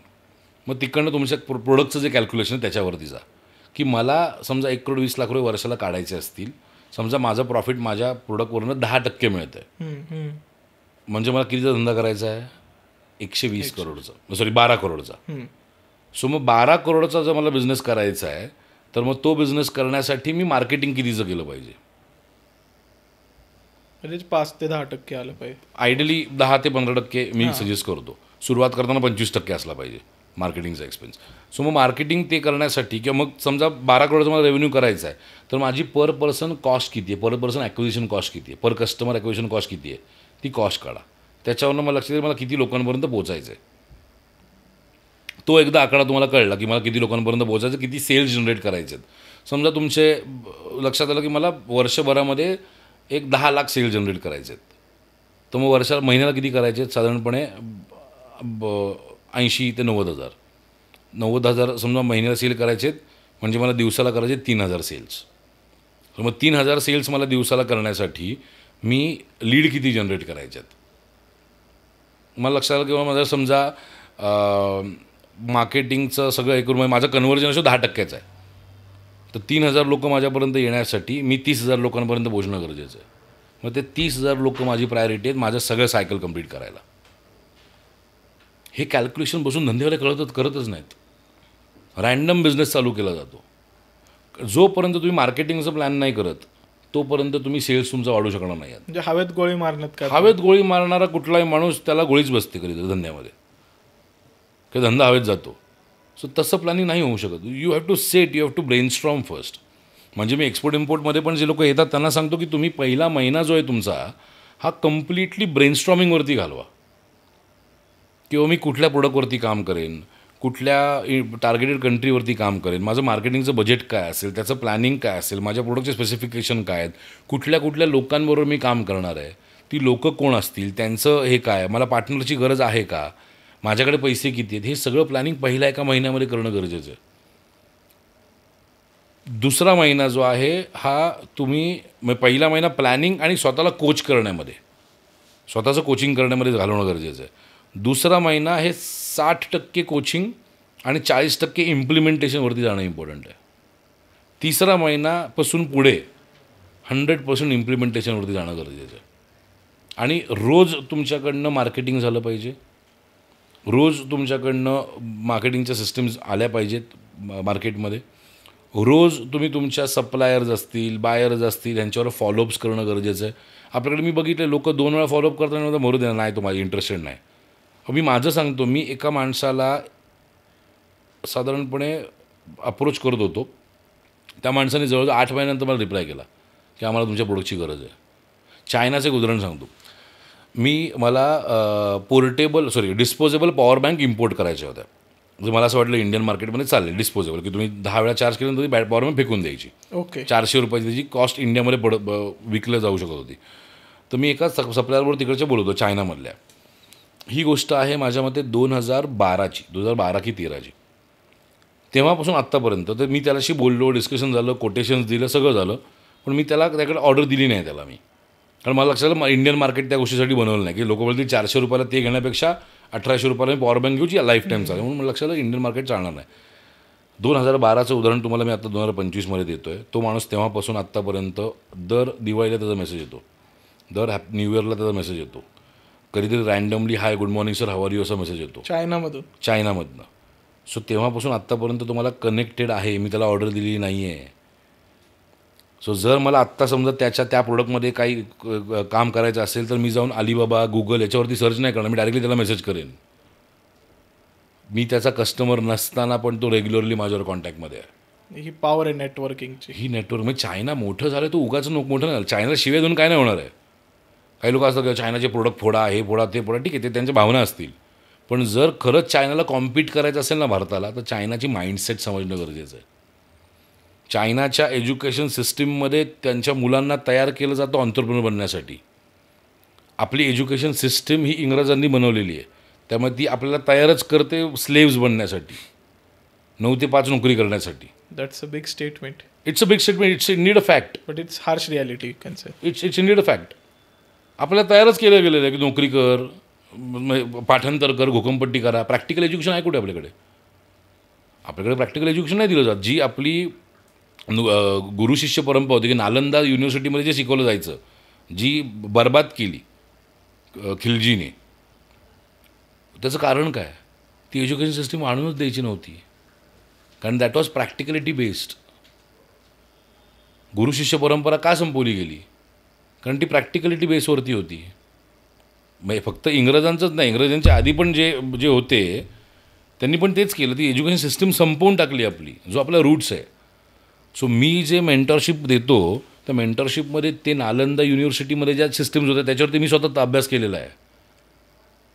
सो ते प्रॅक्टिकलिटी, बाबा हे प्रोडक्ट सिलेक्शनची ही प्रोसेस कर आमच्यासमोर, कर प्रॅक्टिकली, जा उतर मार्केटमध्ये उतरल्यानंतर काय प्रॉब्लेम्स येतील हे पण सांगतो, सोल्युशन तू काढ. मग ते सोल्युशन नाही निघाले तर आम्हाला कॉन्टॅक्ट कर, आम्ही आहोत बसलेलो. याच्यानंतर मला एक माहिती, मी जी माणसं उभी करेन ना ती माणसं कधी उपाशी नाही मरणार, कारण त्या सिस्टीम्स दिल्या आहेत त्यांना. मी त्यांना मासे पकडून नाही दिले, मासे मारी कसे करायची ती शिकवली. म्हणजे 18,000 तुमच्याकडे पे केले जातात ते वरते ते प्रत्येकासाठी. 18,000 रुपयामध्ये मी ट्रेनिंग्स देतो, सपोर्ट करतो. मेंटरशिप प्रोग्राम जो आहे तिकडे, कारण काय होतं त्याला माणसं इन्व्हॉल्व होतात, मी एकटा नाही करत ते. त्यामध्ये त्यांचा एक ट्रेनर असतो, आम्ही वेगळ्या गव्हर्नमेंटचे इन्स्टिट्यूट्स आहेत त्यांच्यावर टायप करतो, ती माणसं येतात आमच्या बॉडीवर, कारण त्याला पैसा लागतो. पण ते कमी कॉस्टमध्ये देतो मी. 1.5 लाखामध्ये मी आयुष्यभराचा सपोर्ट प्रोव्हाइड करतो आणि तो देतोय. एक सबस्क्रिप्शन लाईफ टाईमसाठी. प्लस त्याच्यामध्ये दर महिन्याला त्यांच्यावर फिजिकल मिटिंग होतो, त्याचा खर्च येतो. म्हणजे आता अगदी मी जे हॉटेलला हे करतो त्या हॉटेलचं खर्च मी माहिती आहे किती 2,000 रुपये देतो एक पर पर्सन, पर माणसाला. मी वर्षावर 24,000 रुपये तुमचे त्यातच जात आहेत माझे. आणि फक्त तिकडे येऊन टाईमपास करायला भेटा नाही, तिकडे त्यांना व्हॅल्यू दिली जाते. बरोबर.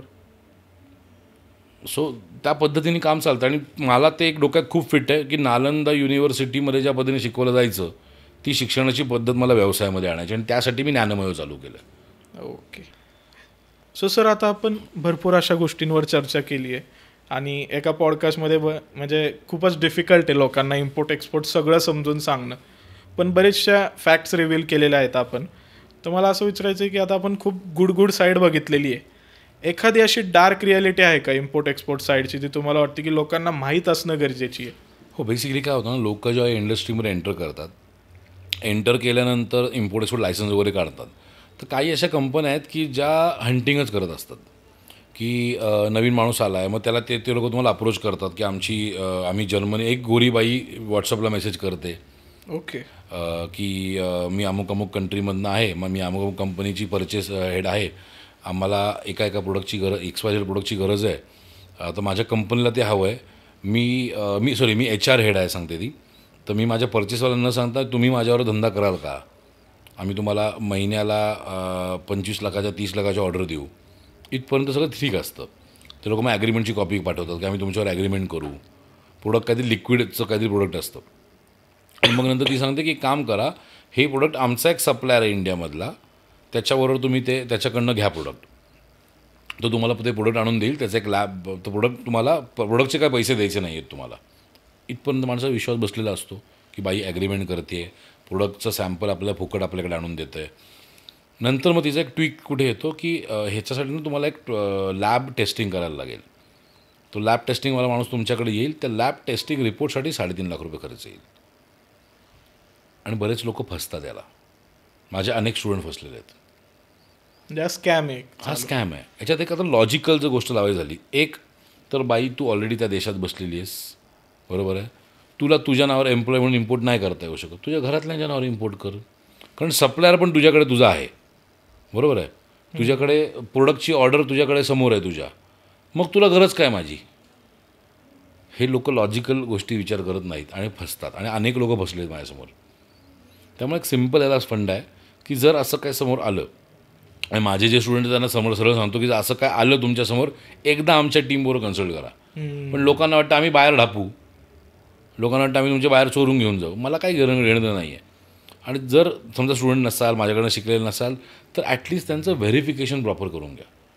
आणि व्हेरिफिकेशन करण्यासाठी भारत सरकारची एक अथॉरिटी जिचं नाव आहे ECGC, export credit guarantee council, जे तुम्हाला त्या बायरची तो बायर जेन्युइन आहे की नाही ते सांगतात, आणि त्याच्यावर तुम्ही किती लाखापर्यंत ट्रेड करू शकता ते सांगतात. आणि ते सांगितल्यानंतर जर तुम्ही ट्रेड केलात आणि त्या बायरने पैसे बुडवले, तर ते पैसे गव्हर्नमेंट ऑफ इंडिया तुम्हाला देतं. हे लोकांना माहीत नाही आहे. म्हणजे गव्हर्नमेंट ऑफ इंडिया तुमच्या झालेल्या तोट्याची सगळी भरपाई करते. सगळी भरपाई देते जर त्या बॉडीने ते व्हेरीफाय केलं असेल तर. बापरे. हे एक्सपोर्टरला पण माहीत नाही आहे, आणि जे एक्सपोर्टरला माहिती आहे ते करायला जात नाही, कारण त्यांच्या ऑफकोर्स डॉक्युमेंटेशनच्या प्रोसेस आहेत, ते करायला लागतात. पैसे नॉमिनल 500-600 रुपये घेतात ते लोक, पण सिक्युरिटी देत आहेत. सो अशी सिस्टीम ते लोकल बिझनेसमध्ये पण नाही आहे. अशी कुठली सिस्टीम तुमच्या माहितीत आहे का की बाबा लोकलमध्ये मी धंदा करतोय, गव्हर्नमेंट तुमच्या पैशाची सिक्युरिटी घेते? नाही घेत. नाही म्हणजे मी तरी नाही ऐकलं. आता मी पण नाही ऐकलं एवढ्या वर्षात काम करत असताना. सो एक्सपोर्टमध्ये ती आहे. म्हणून माझं म्हणणं एक्सपोर्ट बिझनेसमध्ये या, पण प्रोसिजर फॉलो करून. कसं होतं ना, एक्सपोर्ट इम्पोर्ट बिझनेस हा सिस्टीम ओरिएंटेड बिझनेस आहे, त्यामुळे तो सेफ आहे थोडा, त्यामुळे सेफ आहे. पण तुम्ही म्हणाल मी ECCकडे जाणार नाही, मला बाहेर चांगला वाटला म्हणून मी ट्रेड करेन, आणि मग इंडस्ट्रीला शिवाय येतात लोक. जे लोक जेन्युअनली काम करतात ते लोक या सगळ्या प्रोसिजर्स फॉलो करतात, आणि म्हणून ते वाढतात. ते नॉर्म्स तेवढे स्ट्रिक्ट, नॉर्म स्ट्रिक्ट आहेत, आणि असलेच पाहिजे. तुम्हाला पैसे का देतात ते? गव्हर्नमेंट पैशाची गॅरंटी जर देत आहे तर त्यांच्या त्या सिस्टीम फॉलो करणं. आणि सगळ्यात महत्त्वाचं म्हणजे आता गव्हर्नमेंट त्यामुळे लोकांना हे होईल की पटकन पैसे मिळणार नाही. 90 दिवसाच्या आत पैसे येतात तुम्हाला, जर पैसे बुडवले समोरच्याने तर. बापरे. आणि जेवढे पैसे बुडवले त्याच्या ऑलमोस्ट 90% पैसे देतात. 10% तुमचं प्रॉफिट असतं, 10% लॉस प्रॉफिटमध्ये तुम्ही कन्सिडर करायचा, 90%ची सिक्युरिटी तुमच्याकडे. बेस्ट पार्ट या म्हणजे लोकांनी ह्या गोष्टी माहिती असल्या पाहिजेत. राईट. आणि त्यासाठी त्या सिस्टीम समजून घेणं, शिकून घेणं गरजेचं आहे. त्यासाठी लोक मला बरं, आम्ही तर यूट्यूबवर सब, तुम्ही यूट्यूब जे शिकवता ते यूट्यूबवरती पण आहे कंटेंट. वाय? मी नाही बोलतच नाही, पण यूट्यूबवरती जर समजा तुमच्या घरात कोणाला हार्ट अटॅक आला, यूट्यूबवरती ऑपरेशन कसं करायचं ते पण शिकवतात. करा हार्ट सर्जरी घरातल्यांची, करणार आहात? नाही ना, त्याला एक्सपर्टकडे त्याला एक्सपर्टकडे जावं लागतं. सो बिझनेस, तुम्ही जो बिझनेस चालू करता तर even that is an operation. So you need to go to a expert, you need to go to a mentor. माझ्याकडे असं म्हणणं नाही आहे. मी माझ्या वर्कशॉपमध्ये लोकांना सांगतो की माझ्याकडनं ट्रेनिंग घ्या, मी सांगत नाही कोणाकडनं नाही घ्या, पण ट्रेनिंग घ्या, एका सिस्टीममध्ये या, त्यातनं तुमचं माइंडसेट डेव्हलप व्हायला चालू होतं टुवर्ड्स दॅट बिझनेस. बरोबर. तर ते करणं पॉसिबल इझिली होईल तुम्हाला. नाही तर धक्के खात तर मी पण उभा केला आहे धंदा. पण मला माहिती आहे त्यावेळेस मला जर एखादा मेंटॉर किंवा गाईड असता तर मी जी गोष्ट आज मी ज्या ठिकाणी आहे, मी कमीत कमी 4 वर्ष पुढे असतो. बरोबर. रेव्हेन्यू पॉईंट ऑफ व्ह्यूनी पण आणि बिझनेस ग्रोथ पॉईंट ऑफ व्ह्यूनी पण. मेंटर नसल्यामुळे मी मागे पडलो, त्यामुळे ते मेंटरचं महत्त्व मला माहिती आहे काय आहे ते. नाही खरी गोष्ट आहे, कारण का ज्यावेळेस एखादी मूर्ती घडते तर मूर्तिकाराला माहीत असतं याला शेप कसा द्यायचा, त्याचं विजन असतं आणि त्याला एक्सपिरियन्स असतो मेन म्हणजे. पण तुम्ही आज जे गोष्ट बघताय ते त्यांनी ऑलरेडी बघितलेली असते त्याच्या आधी. ते मडकं का तुटल, त्याची ड्युरेबिलिटी कशी वाढवू शकतो, कोणती माती वापरली पाहिजे, ह्या गोष्टी इम्पॉर्टंट आहे. ते लोकांना कळलं पाहिजे की whatever they are paying it is worth every single second they are investing to study. Absolutely. माझा फंडा क्लिअर आहे. मी जर तुमच्याकडे 1 रुपया घेतला ना तर मी तुम्हाला व्हॅल्यू कमीत कमी 10 रुपयाची देणं गरजेचं आहे. 10x व्हॅल्यूचा रूल मी फॉलो करतो आयुष्यात, प्रत्येक गोष्टीसाठी. रिलेशनशिपमध्ये असेल, फॅमिलीमध्ये असेल, पैशासाठी असेल, बिझनेसमध्ये असेल, किंवा अगदी माझ्या कस्टमर्सबरोबर असेल. 10x व्हॅल्यू देण्याचा मी माझ्याकडनं प्रयत्न करतो. आता त्यांना जर ती नाही वाटली तर त्याला मी काही करू शकत नाही. राईट. सो आता सर एवढ्या सगळ्या गोष्टी आपण चर्चा केली आहे, तर आता मला हे विचारायचं होतं तुम्हाला की आपले व्ह्युअर्स जे आहेत ते एकदम यंग आहेत, तर 5 असे कोणते बुक्स तुम्ही रेकमेंड कराल की ज्यांनी लोकांची ग्रोथ होऊ शकते इम्पोर्ट एक्सपोर्ट? सांगून वाचणार आहेत का? मग असे बरेच रील्स असतील, कुठल्या 5 पुस्तकं वाचली पाहिजेत, कुठल्या 5. मी 5 नाही सांगणार. मी एक गोष्ट सांगेन, ती जर फॉलो केली ना पुढचे 21 दिवस, मी गॅरंटी देतो लाईफ बदलेल. ती म्हणजे strangers secret in the world नावाचं एक ऑडिओ आहे. यूट्यूबवरती, माझ्या चॅनलवरती गेला तरी तो मिळेल हिंदीमध्ये. 39 मिनिटाचा ऑडिओ आहे. मी गेले 17 वर्ष रोज ऐकतोय तो. Strangers secret in the world by Earl Nightingale.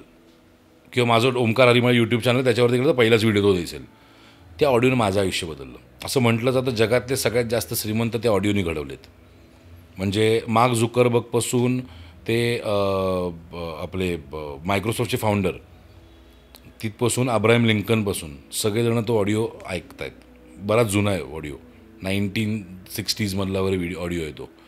त्या ऑडिओमध्ये तुम्ही तुमचं माइंडसेट डेव्हलप कसा करायचा ते शिकवलं जातं. मी 17 वर्ष रोज ऐकतो, वेळ तर लागलेला नाही मला रोज त्या ऑडिओमधनं काही ना काहीतरी टेकावे मिळतो. माझ्या त्या दिवशीचा प्रॉब्लेमचं सोल्युशन मला त्या ऑडिओमधनं मिळतं. आणि सगळ्यात महत्त्वाचं, ज्याने तो ऑडिओ केला आहे त्याचा सगळा बेस भगवद्गीतेवरती आहे. भगवद्गीतेचा अभ्यास करून इंग्रजांनी ते आपल्याकडे पाठवलं आहे परत. म्हणजे आपल्याकडे ऑलरेडी सगळं दिलेलं आहे. आपल्याकडे मी सांगितलं नालंदा युनिव्हर्सिटी आपल्याकडे, भगवद्गीता आहे आपल्याकडे, पण ते वाचायचं म्हटल्यानंतर लोकांना त्रास होतो आणि वाचन लोक नाही करत. मला बऱ्याच जणांचे कुठली 5 पुस्तकं, मी सांगेन 5 पुस्तकं कुठली, पण त्या 5 पुस्तकांमधनं नाही काय करणार आहेत लोक, वाचणार पण नाही आहेत. आणि जर सांगायचीच झाली 5 पुस्तकं कुठली, तर एक लॉ ऑफ सक्सेस, दुसरं हॅबिट स्टॅकिंग जर करायचे असतील तर ॲटॉमिक हॅबिट, किंवा एक असं पुस्तक असेल की जे वाचायचं आहे आयुष्यात, काहीच नाही वाचायचं पण एकच पुस्तक वाचायचं आहे, तर मग think rich think and grow rich.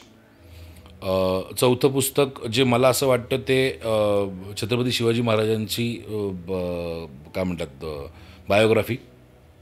ती कोणी लिहिलेली असेल, शिवचरित्र कोणी लिहिलेलं असेल ते तुम्हाला तुमच्या आवडीप्रमाणे, आता परत एक वेगळं अजून त्याला वाट मिळेल. सो ते पुरंदरने लिहिलेलं असेल किंवा दुसरं कोणी लिहिलेलं असेल ते. आणि 5वं पुस्तक जे वाचायला पाहिजे आत्ताच्या द सायकोलॉजी ऑफ मनी.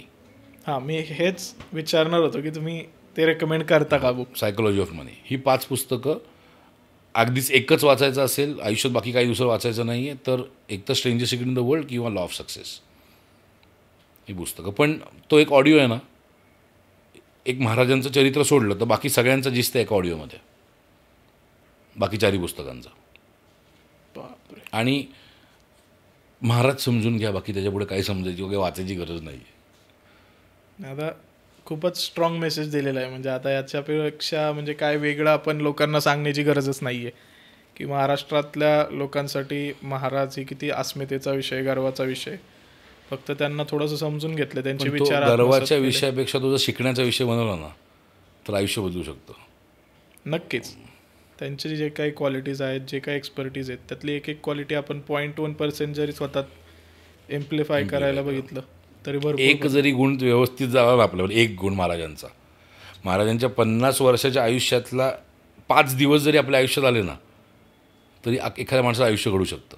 आणि स्पेसिफिकली मला प्रत्येक युवकाला, युवतीला, मग युवक युवती म्हणण्यापेक्षा कुठल्याही माणसाला एकच फक्त मला मेसेज द्यायचा तुमच्या पॉडकास्टच्या माध्यमातून की जर तुमची इच्छा असेल व्यवसाय करायची ना तर एकदा प्रयत्न करा. प्रॉफिट होईल, लॉस होईल ह्याचा विचार करू नका. स्वतःच्या समाधानासाठी आणि स्वतःच्या कॉन्फिडन्ससाठी ते करा. कसं ना, नोशनल लॉस भरून निघत नाही कधी, पैशाचा लॉस भरून काढता येतो. ज्या दिवशी हा विश्वास बसेल ना की मी आयुष्यात काय करू शकणार नाही, माझा धंदा करणं माझं काम नाही, हा लॉस कधीच नाही भरून काढता येणार. पैशाचे लॉसेस काढता मी 11 करोड 1 वर्षात क्लिअर केले. सो तो नोशनल लॉस कधीच भरून काढता नाही येणार. त्यामुळे ते स्वतःसाठी नोशनल लॉस, स्वतःवरचा विश्वास उडू नये यासाठी तो प्रयत्न एकदा करा.